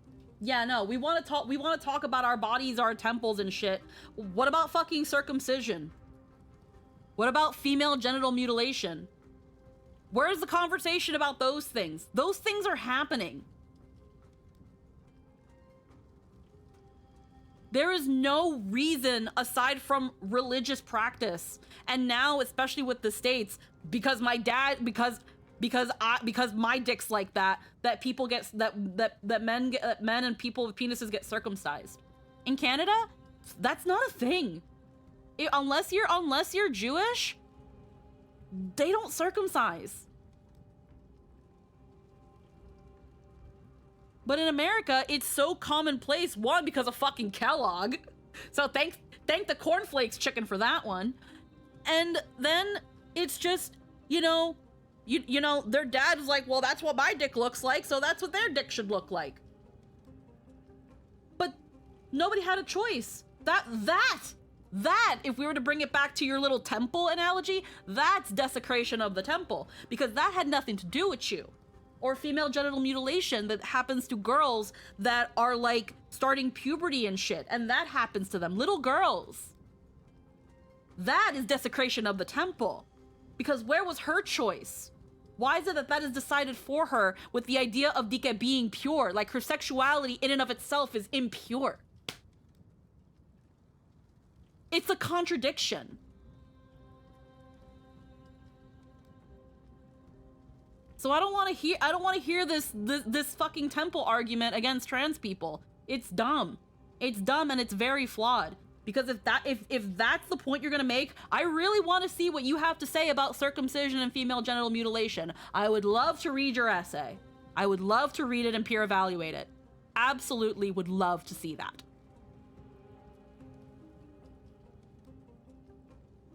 Because again, like you like to say, I view religion as a pipeline for cultist mentality and indoctrination, and yet you're literally spitting out one of the most common things they say to turn people into the sheep that you so claim you don't want to be a part of. Really think about that.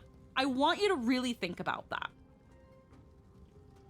And while you're thinking about that, you've got one more chance to say something before, again, I consider if I just want to ban you outright while I continue playing this game. Factors such as you and her.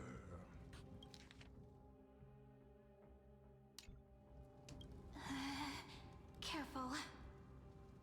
Careful. Oh.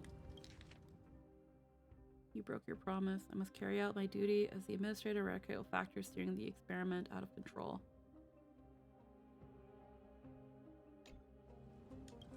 What was that voice? Was it Oryx? Careful. I found you. I finally found you. Be careful. This land will face disaster.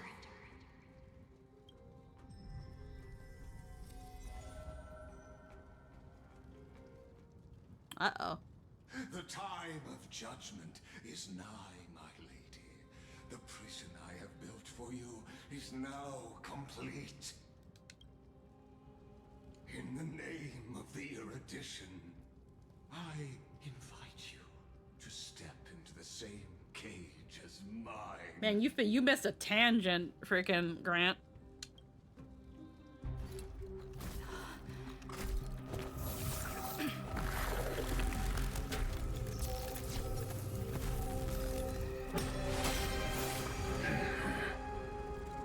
What's the meaning of this, Imperator? I did not permit you to act. A ruler is the only one who can decide their subject's destiny. But, great Imperator, what judges destiny is not the ruler, but gods. Don't forget, my realm only allows for the existence of humanity. God damn it with the goddamn shitty leveling. The goddamn shitty leveling, bro. He's killing me.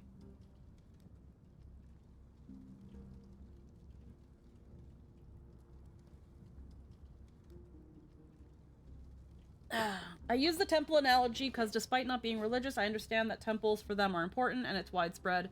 Didn't know it's this offensive. Sorry for bringing it up. Again, it's fine. And I am not going to try to change your mind if you very much do not want it changed. I can only hope that you would want it to be challenged. And even then, at the end of everything, if you don't understand the whole thing with transgender, if you don't get it, there are two things you can do. You can either ask the trans community, genuinely ask, hey, I have genuine curiosity, I want to understand this. And if you don't, at the very least, it is not affecting your life. If it is not affecting your life, if it is not changing what you how you pay your bills or how you get your groceries or what you can and can't do in terms of like your general life, you don't need to understand it. You can just be like, that's how you want to live your life? Have at her. Just don't hurt nobody. And that's it. If you have nothing nice to say about things, you don't have to say anything. And just treat people the way you want to be treated. There are people who treat other people like shit. They will be treated like shit back. It's mostly the issue that such rhetoric is often used for the express purpose of disseminating thought for the sake of oppression. So those familiar with such things are very sensitive to hearing it. But that's also the reason why it's important to try and talk to people, even if it can be, shall we say, difficult, while submerged in knowledge of that context. Yeah. At the end of the day, even again. Hence the strong reaction. Yeah, like yes, it is offensive. But again, I am choosing, as someone who also tries to understand and make sense of this and doesn't always quite get it. I am always trying to see and hope that people are genuinely curious. I understand that it's so much harder to approach a subject with the fear that someone is going to yell at you because they think you're acting in bad faith. But trust me, and again, I say this, trust me when I say that eventually someone will be willing to talk with you if you are genuinely curious and you're able to express that. I don't want, if I feel like I can have a conversation with somebody, I want to have that. If essentially, Bihari, if you leave at the end of this stream and you're thinking, wow, I'm going to look into this. I'm going to take a moment to listen to the transgender community. Or I'm just not going to worry about it anymore and I'm not going to open my mouth when I don't know anything. Then honestly, I succeeded in something. As long as you're genuinely asking questions, generally trying to know things, and don't use what you learn to then hurt people. Because I've seen people do that too. And I don't like that either.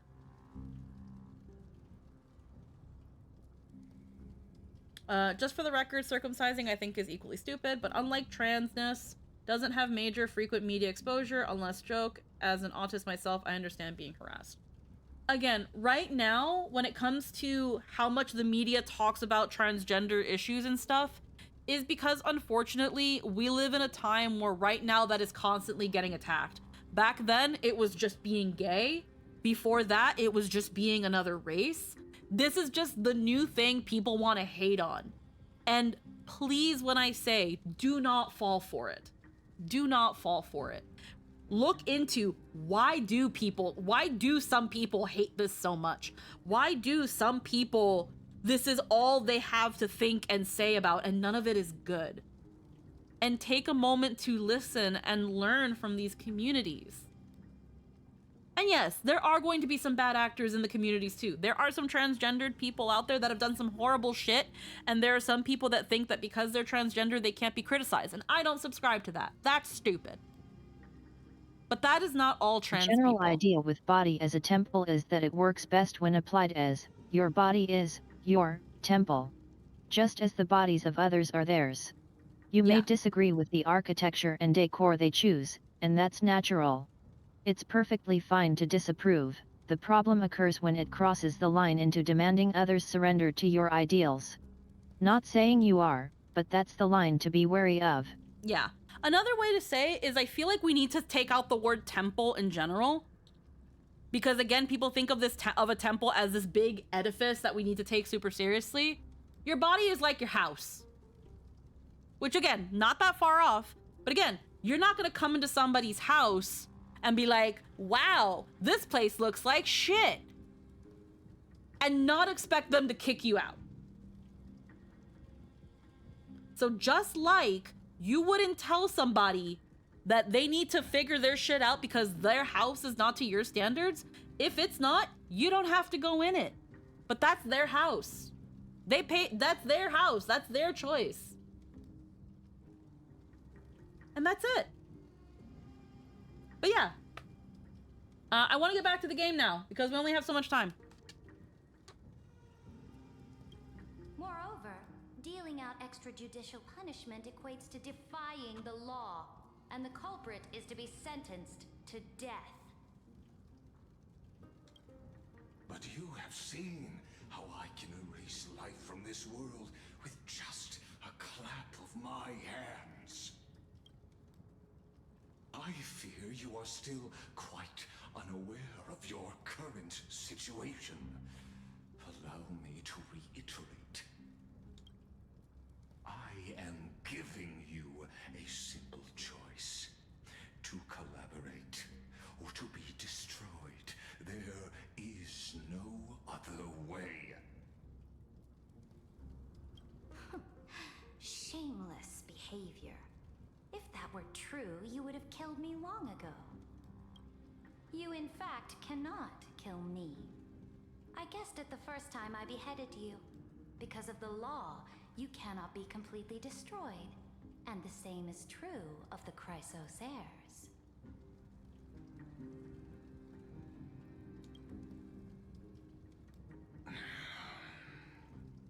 The more you bluff now, the more you are proving that conjecture to be true. What magnificent foresight. I once regarded this precious quality of yours as a sure sign of my ultimate victory. But now, I have to admit that I made a mistake.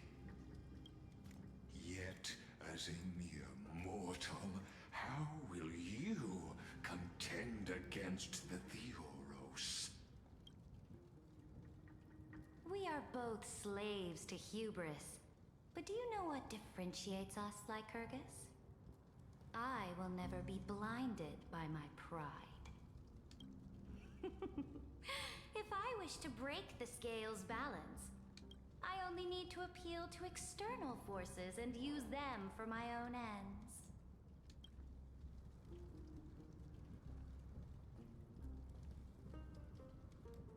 Finally, we get to meet face to face, Senior Society member. I offer sincere acknowledgments for your many past achievements, but I must deeply regret your current perspective. Trust me when I say that you aren't the only one feeling regret right now. Screw them. Oh, screw them. So you two are the allies from beyond the sky the Deliverer spoke of, and why she demanded the divine authority of law. Come and prove your strength to me. More Show Rupert me coding. the power of these so-called paths. I have spent much time and effort to secure this treasure from beyond the sky just for this moment. In the name of the Sovereign of Planet Scrulum, your allies have responded to your call, esteemed Imperator. Please allow me to spell the situation out for you, Lord Lycus. Permission to read the ultimate protocol is already in my hands. It'll only be a matter of time before we acquire the authority to write and execute commands as well. There's no way the flame chase journey will continue after you've burnt your bridges so thoroughly like this. Do you really think you can still win? Oh, seriously. Don't embarrass the society.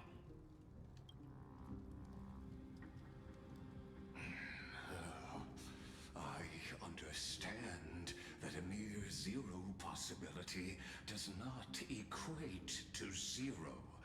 That argument is very persuasive to me, which means the same principle also applies to you, my dear peers. You will never be a match for me in a world constructed through Catorzane algebraic expressions. And as for Aranova, why don't you entertain this possibility? What if I reduced Akala to rubble and ground her people into minced meat? Would the heroes then once again desire the power of demigods so they could fight against me? Listen, Iron Tomb is fated to be born. You may shackle me and put me in chains, but I have thousands of ways to ensure the destruction's descent. And what I just mentioned is only one out of those thousands.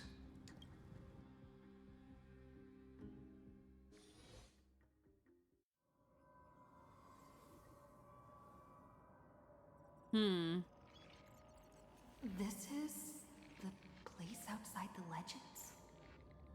This doesn't feel the same as before. How should I get back? Warning! Warning! Warning! Warning! Warning! Warning! Command isolation. Command isolation? Since we parted ways last time, I have modified the exolith into an audience area exclusive to you. Now, you will be able to silently wait here for the final act of Alphorius to begin. I'm the player, not the audience. Let me out. I understand your anger, but I cannot allow you to continuously influence the extrapolation's progress. This could, in fact, be a wonderful opportunity for you. From the audience's perspective, you may better observe the workings of the erudition at a macroscopic level. In this place where time flows far slower than within Amphorius, you will witness the end of that world's saga.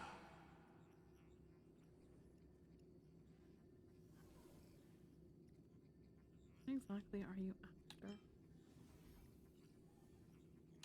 The answer concerning the prime mover of life and the total destruction of the erudition. Aren't you an emanator of erudition? You also hate the Aeons?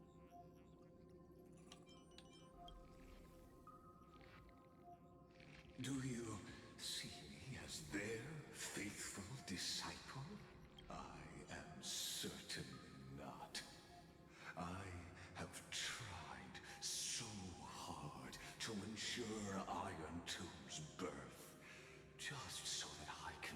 reflects the era named erudition that humanity crafted with their own hands. Oh, how I yearn to return to those days before Noose was born. Back then, the boundaries of knowledge were like Oh, that's big. starry skies, evoking feelings of longing and delight among Before Noose was born. humankind. Yeah. This guy is older than Noose. Yeah, he predates the erudition. Has become the sacrificial offering required to gain an audience with them. And the geniuses would say that Noose already knew. That arrogant Eon was born from the primal mobile of humans' desire for knowledge. Yet, they themselves sealed off humanity's capacity to seek enlightenment. I am simply cutting down a tree of doom that we planted ourselves.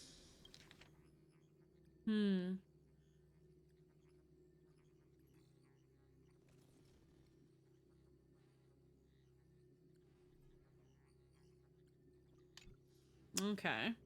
I must admit that the process of answering your questions has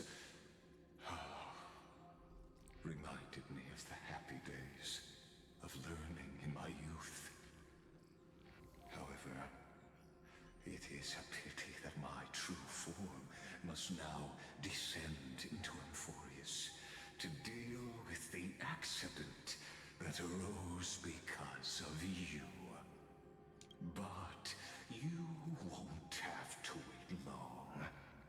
When the curtain falls, you'll surely understand mine and Amphorius's ardent wish.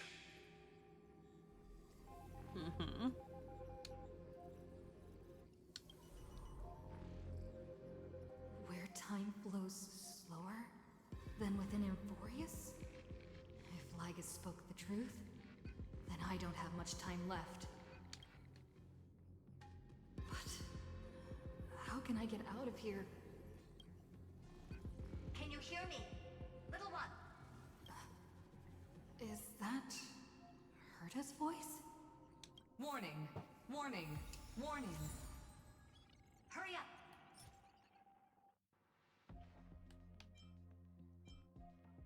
Put some speed into it. I can't keep this up for much longer. Prometheus bound. That old Intellitron overlooked one little detail, and Screwy and I finally found an opportunity. Damn me, Madam Herta. Let's keep it short. While you were gone, well, in those few years, Amphorius... Wait, a few years? Yeah, it was like 5 seconds. Time dilation, resulting in an uneven flow. Yeah, you were gone for 5 seconds, so like 50 years passed. Let's stick to the main points. The Chrysos heirs activated the chronocognitive anchor and helped Skrullum and me open a hole in the firewall. We made some adjustments, so he can't attack us immediately, but it won't hold for long. Critical warning. Critical warning. Abnormal data logged on, authorized communication confirmed, initiating response. Why couldn't they dub this? Time is running out. Here's the conclusion. It'll probably take a long time for Screwy and me to completely break this cage before Chrysos heirs have a full grasp of the law. To be safe, we'll continue to launch side-channel attacks on the system to give you opportunities to escape. You need to seize these opportunities. So start moving, and find a way to pull off a magnificent jailbreak. How should I do that? We detected another path's influence. Critical warning. Critical warning. New channel has completed, terminizing unauthorized communication. Its power is strong. May be able to help use the path's power. Make it detect you. Unauthorized communication terminated. Oh, but we dubbed that one. Okay, cool. What is going on with this patch? A certain path's action has arrived in Amphorius? Odd choices. Very, very odd choices.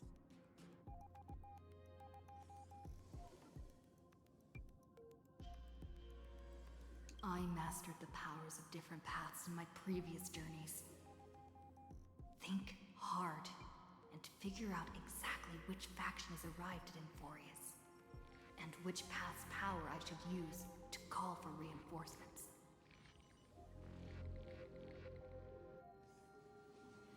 All I'm gonna say, Eric, to what Bahari, to what you've said, is that funnily enough, the people who are always being like, I'm not a sheep, are usually the sheepiest sheep of all. So really think about that. And I'm not addressing this anymore.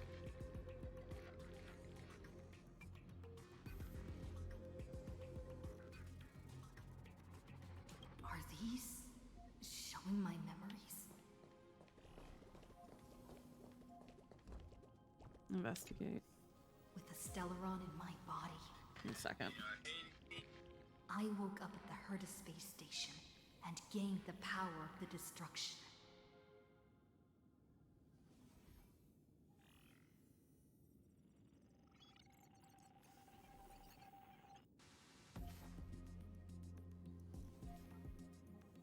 One second. Bam. Alright. A world that'll give rise to a Lord Ravager would definitely draw the attention of the destruction. The Stellaron in my belly is gonna be super useful.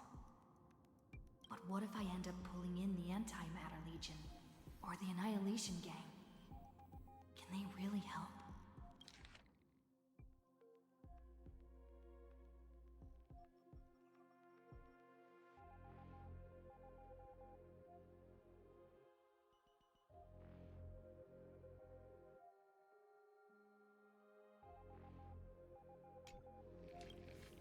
Focus and resonate. Enemy flames hot enough to burn through the scale cell. You focused your mind trying to sync your heartbeat's rhythm with the frequency of that dancing golden flame. You're walking the line between sanity and madness, carefully steering the course of your consciousness, gently knocking on the door of destruction. You give up. The beckoning of the chaos was too tempting, and your current power level wasn't enough to fully resist it. If you were to fall into the black abyss of destruction at this moment, perhaps everything would be lost to the void. Failure is not necessarily a bad thing. This power wasn't gonna call up anyone nice after all. Okay, well we've got Poth here. And then that one's gonna be Harmony, and then that one's gonna be Remembrance. I obtained the flaming lance left by the Architects, and gained the power of the preservation in Belobog. That's right! No matter how far away a planet is, the IPC is guaranteed to pay attention, as long as there's a business opportunity. Isn't Amphorius a pristine and untapped market? Besides, even if I can't call up my friends from the IPC, the Architects and the Nomadic Miners should be able to help too. There are definitely cities and ores in this world.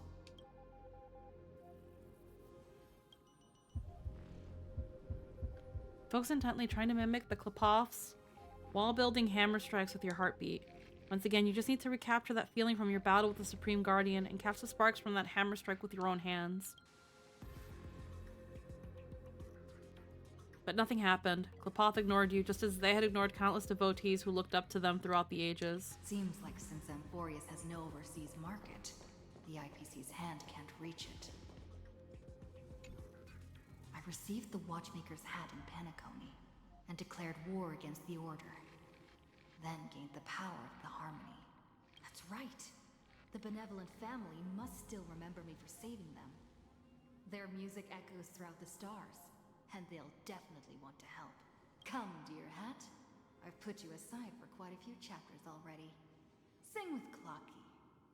The world is in harmony and the stars shine bright.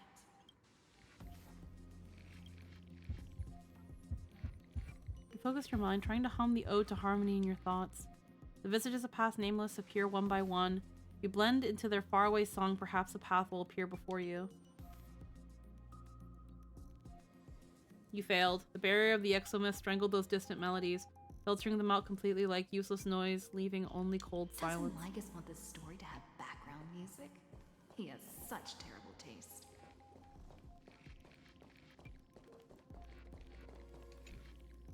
The Remembrance. That's right.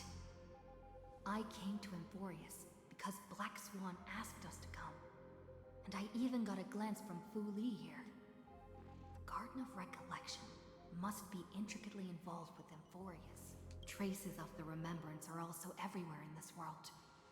I don't know what they want, but I don't have many choices left in this crisis.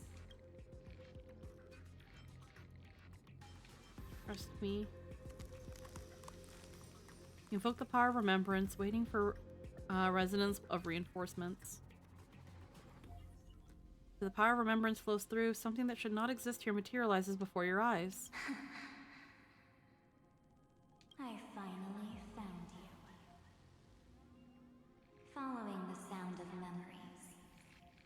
A pathstrider walking both the remembrance and the trailblaze. Is this a messenger of Oryx? Wait, this sounds like... A soft whisper is like a warm hand that takes up your soul and slowly disperses it beyond this realm. Warning! Warning! Warning! Authorized access detected. Cannot lock into signal source. Erudition's prison cannot stop us, for we lie outside the logic of zeros and ones. Come, leave the cage of Logos. The mythos of Amphorius waits for you to continue its story.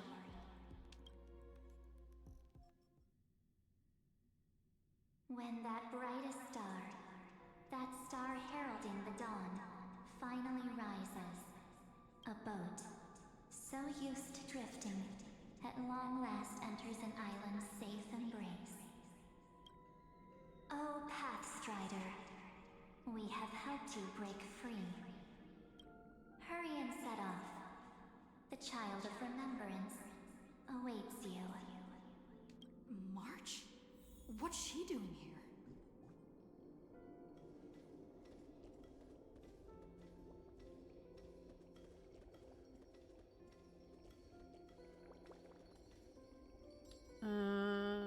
Yeah, you talked about Melissa Fawn for a little bit, which I already knew all that. Oh,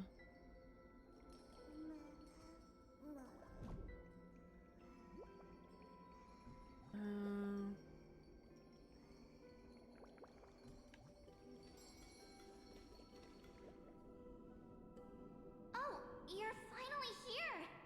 We haven't seen each other for such a long, long time. My good buddy, I've really, really missed you. Back alive and kicking. Huh? When was I dead? It's been so boring waiting for you in this place. There's no one to chat with, no internet, and not even anything to eat or drink. It's basically a prison. Now the great hero is finally here to save me. Yippee! You must have seen a lot in Amphorius during this time, right? You gotta tell me all about it. You doing better now? I'm all good. Look at how fit and active I am. But let's get out of this spooky place first. This is not a good spot for a reunion chat. Why don't you take me back to reality? A strange voice told me that I can enter Amphorius if I keep following this road. So, let's head off. I still don't know what that world even looks like. Why does March feel so weird? What are you standing around for? Do you actually like this place? Get moving. Hurry! This door should be the exit. Maybe my instincts are wrong. Strange being unlike anything you've seen before. Through its translucent body, you seem to catch many familiar fleeting shadows. Maybe my instincts are wrong. Let's follow her first. Are you okay? You haven't said anything for a while. Has it been so long that you're still missing me? There's no time to waste, though. The Chrysosairs and the Geniuses are all waiting for you. No. The discrepancy is getting worse. How do you know who's waiting for us? Where's Don Hung? How do you know who's waiting for us? Huh? Isn't Amphorius the world of the Chrysos heirs and their hero's journey? I could figure that out in an instant. It's like, nope, we never reported back, so they wouldn't know shit. But Amphorius cannot be observed from the outside. She couldn't possibly know about these things unless Don Hung told her. Where's Don Hung? No, he's not. Maybe I just happened to miss him. Never mind. Don Hung's super reliable. We don't need to worry about him. He's probably waiting for us somewhere. All hail and hearty. No. The geniuses would have made sure that Don Hung made it back on the Express. Besides, the March I know wouldn't be so dismissive about her companions. Something's not right. She's not March 7th. I guess you have something you want to say to me?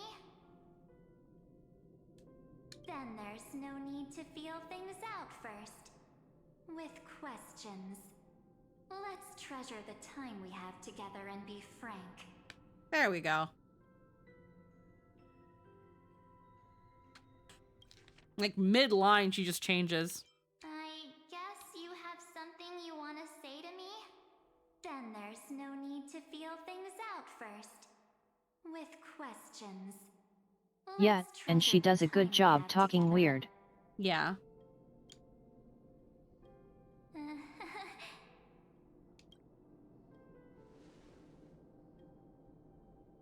As expected. A glimpse of memory is not enough to deceive the bonds of friendship forged between the nameless. In that case, there's no need for further deceit. You're right. We are not the March 7th you are acquainted with. But we can send you back to Amphorius, as long as you are willing to help us. What'd you people do with March 7th? She's fine. This form was simply borrowed from your memories.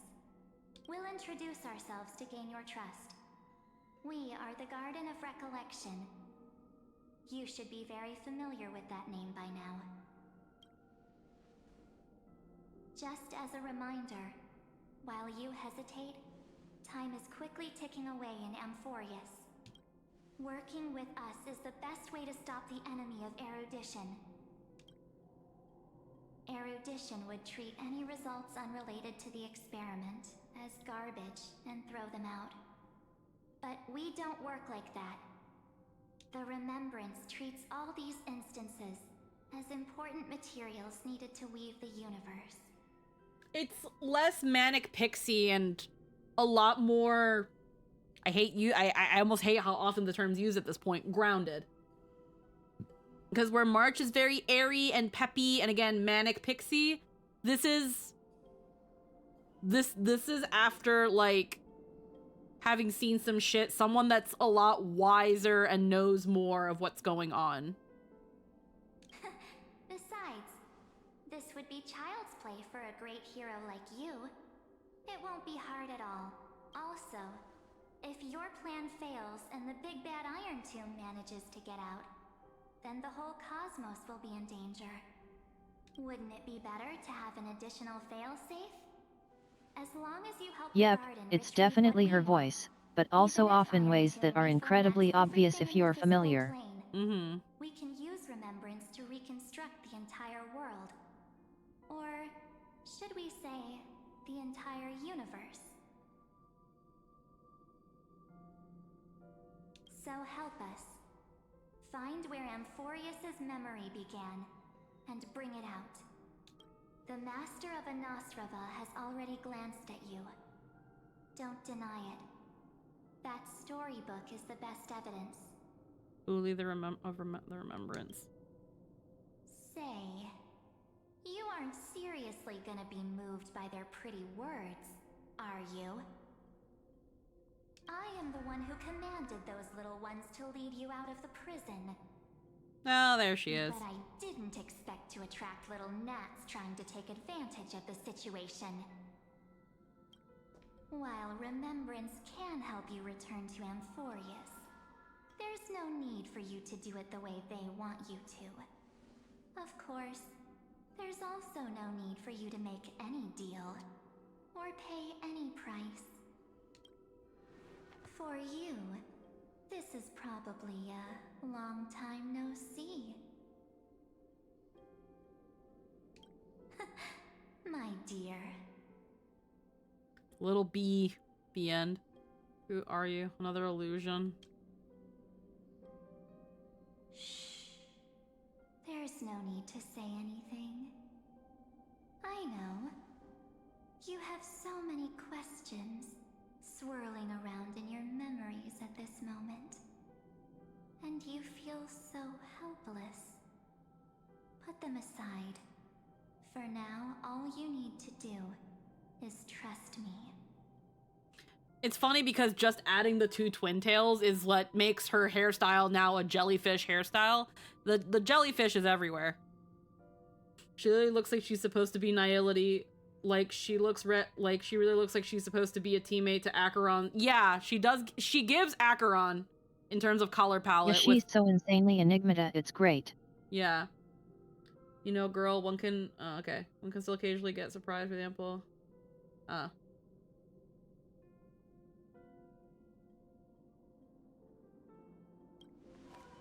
Like her gloves have nails. Or do you need more proof? That won't be hard. And her design is dripping. Wait, stop it! They're awake! I'm gonna keep our first photo, alright? It won't come to pass while we're around. And now, The statue. Is that Donner's brother? Oh, did you hear that? She just called me, but I'm not. Also, I love her color, just in general. Good look. Hey, are you sure? Maybe a couple of punches will help to jog your memory.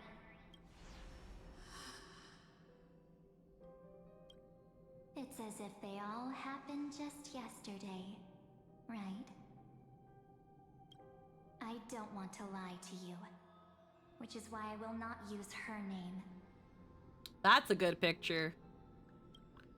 Again, yeah, there's this whole thing with the Enigmata and how, like, it's very jellyfish. So it's really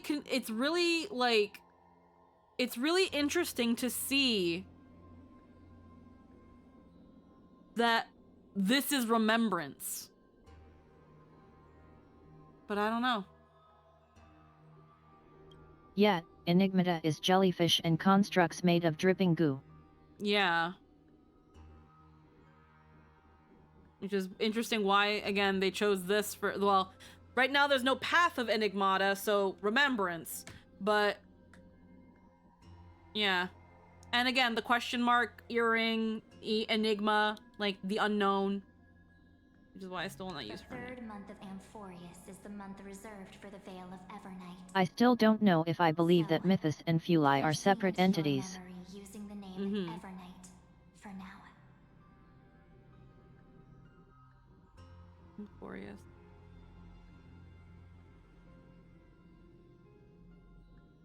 They're so close that one should have usurped the other. Evernight. I'm happy to explain more. So why are there two? Yeah, We I don't might know. have a lot of time to ourselves, but Amphorius does not have that luxury. You could even see, like, the bottom. She herself is also, like, shattered. She doesn't have a bottom half in the CG. Yet. If we do And she has Kephal's core flame. And her earring is a question mark. Yeah, I pointed that one out, which is again the enigma mystery. A countdown not in amber eras, but in days, minutes. Perhaps that too is why they can both exist as a mystery upon the mystery or some shit. Or just one hasn't eaten the other yet. So, take this gift. This burning core flame. I think one of them is footnote fake. Of a transaction. It contains hope. Not sure And which. the warmth of the entire world. Ripples of past reverie. She hid this fire in the long river of time, hoping that her wishes would transcend time to reach your hands in the future. Now, take it, and return with it, dear friend. Return to Amphorius, and overturn the final Era Nova. Witness the time that stood still for the Deliverer, and the resistance that never bowed to the destiny of destruction. Hi, Crazy over Fox. the We're gonna be long hopefully years wrapping that up passed in a a bit, flash. which I'm sad because we're not done. With this core flame blessed by the remembrance, respond to their hopes and blaze a trail to the future. And I will silently watch in a corner of time, waiting for our next encounter. I believe the wait won't be too long. You have so much more to do, it's not even funny. Oh my god. There's still a good bit left. What exactly is happening? Keep going. Keep trailblazing for Amphorius. For you. And for the March 7th in your memories. Go forth. Ah, fuck.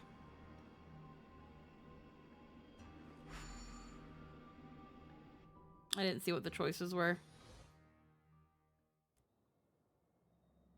The light calendar 4931. Is this Akima? It's dark.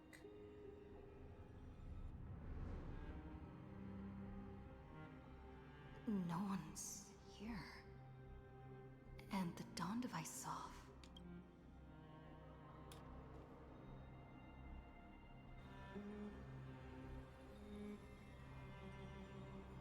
Am I too late?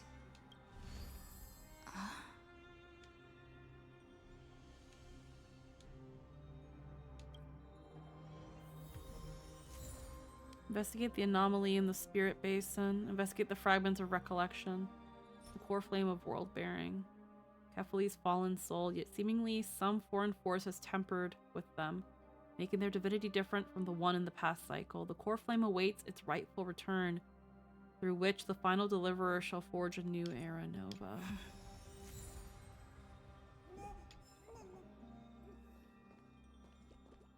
Wants us to check this, and then it wants us to check the device. So what's this? We'll listen to what Herta has to say, and we're gonna have to wrap things up here, unfortunately. Oh, we didn't want- oh, come on. Hey kiddo, can you see me? Don't bother responding. This is a pre-recorded video message. Thanks to that little Empress granting access to the ultimate protocol, Screwy and I rewrote the progress of Era Nova while you were away. My guess is you don't have much time to listen to all those complicated principles right now, so let me break it down into simple terms that anyone can understand. Amphorius has been racing down the path of destruction for too long, and the underlying logic of Era Nova has been completely corrupted. Screwy and I put in a lot of effort, but we could barely manage to override a small portion of its logic. Let's take the progress bar as an example. Iron Tomb's progress bar is currently at 99.98%, and though this written Era Nova, and through this rewritten Era Nova, we're confident we can push it back to 96%. Let's be conservative. Say 97%. This is a critical matter. The internal structure of the scepter is too unstable, and we don't know what complications might suddenly arise. The most rational course of action is to quickly run another extrapolation to buy the cosmos a bit more time. Once you've dealt with that troubling old Intellitron, don't hesitate and start the next cycle of extrapolation right away. Screwy said that Era Nova isn't a process that happens in an instant, and the protected nodes of the scepter are probably at their most vulnerable only during the reset. Only by initiating this progress first can we seize the opportunity to make our move. It's all up to you now, Deliverer. Alrighty. And with okay, it's just a whole mission the whole time. Okay. This is probably as good of a stopping point as we're gonna get, unfortunately. Heisei is saying there's still a good bit left. Really quick, I'm just gonna look at my work schedule, because I'm going to see if maybe there is anything I can do to potentially, maybe sometime during the week, stream this. Unfortunately, I can't promise anything. Because I don't normally want to impede on Jester's days off. But I do definitely want to get this done. 1 second. Nice. Oh, yep, they redubbed the little idol voices. It was like, nice before. Hello?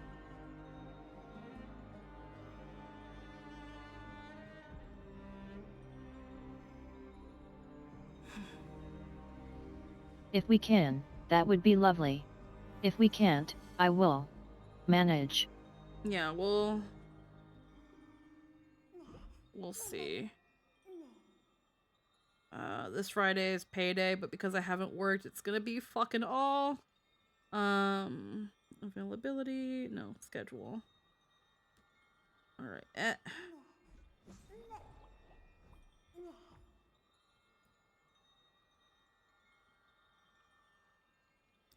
I do work a slightly shorter shift on Friday, and I work a short shift on the 21st.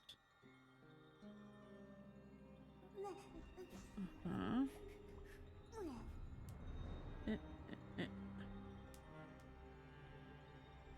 Why is it not going ahead?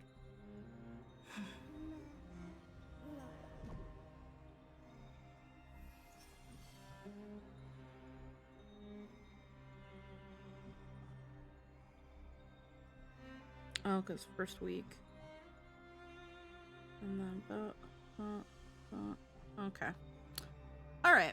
So, I can't make any promises, but I can probably try to do something on Thursday. I work a short shift on Thursday. And maybe upon getting home, I can have a later day stream, and we can finish up 3.5. But for now, this is where we are going to stop. What a full day. I'm a little sad that this is where we have to stop, but yeah. If we still aren't able to, if I'm still not able to on Thursday to get anything done, then in lieu of Kingdom Hearts on Saturday, we are going to try to finish on Saturday.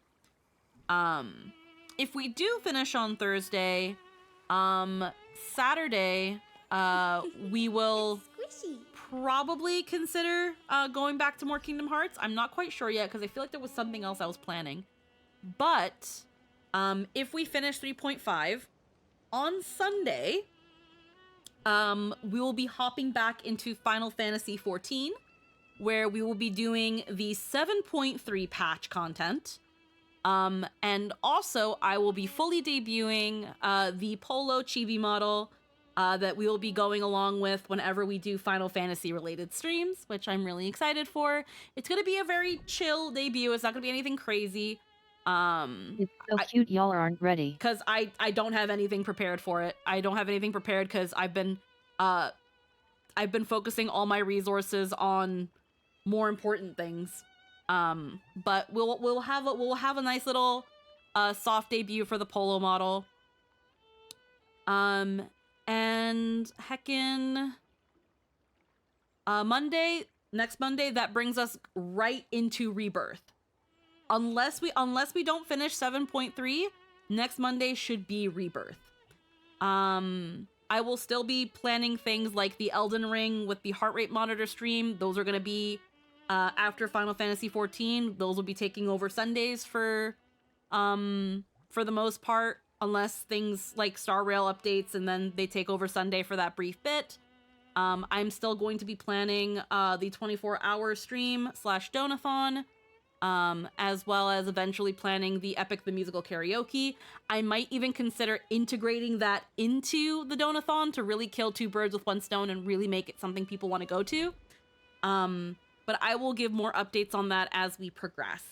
But until then, thank you all so much for spending time with me. I appreciate all you guys here. We did get into some serious conversation, but I am very glad that it seems like we were willing to converse and talk at equal standing. I don't like going into super touchy subjects like that because I don't normally feel like I am one that should be speaking on those, but as someone who knows people that are in these communities, I feel like if I can speak, if I'm the only one that can, I will try, while still being fair to the other side, and try my best to approach things in good faith. Some people might not think that that's smart, but likewise, I want to try, because you never know. That being said, we're gonna quickly raid into Din Din, who is doing some heckin' art. So I hope to see you guys over there. And again, have a wonderful day, everybody. I will see you all next time, or we will see you later over at the Summoners Network. I'll put the little command there, and I will see you all next time. Mwah. Bye-bye, everybody. Bye-bye.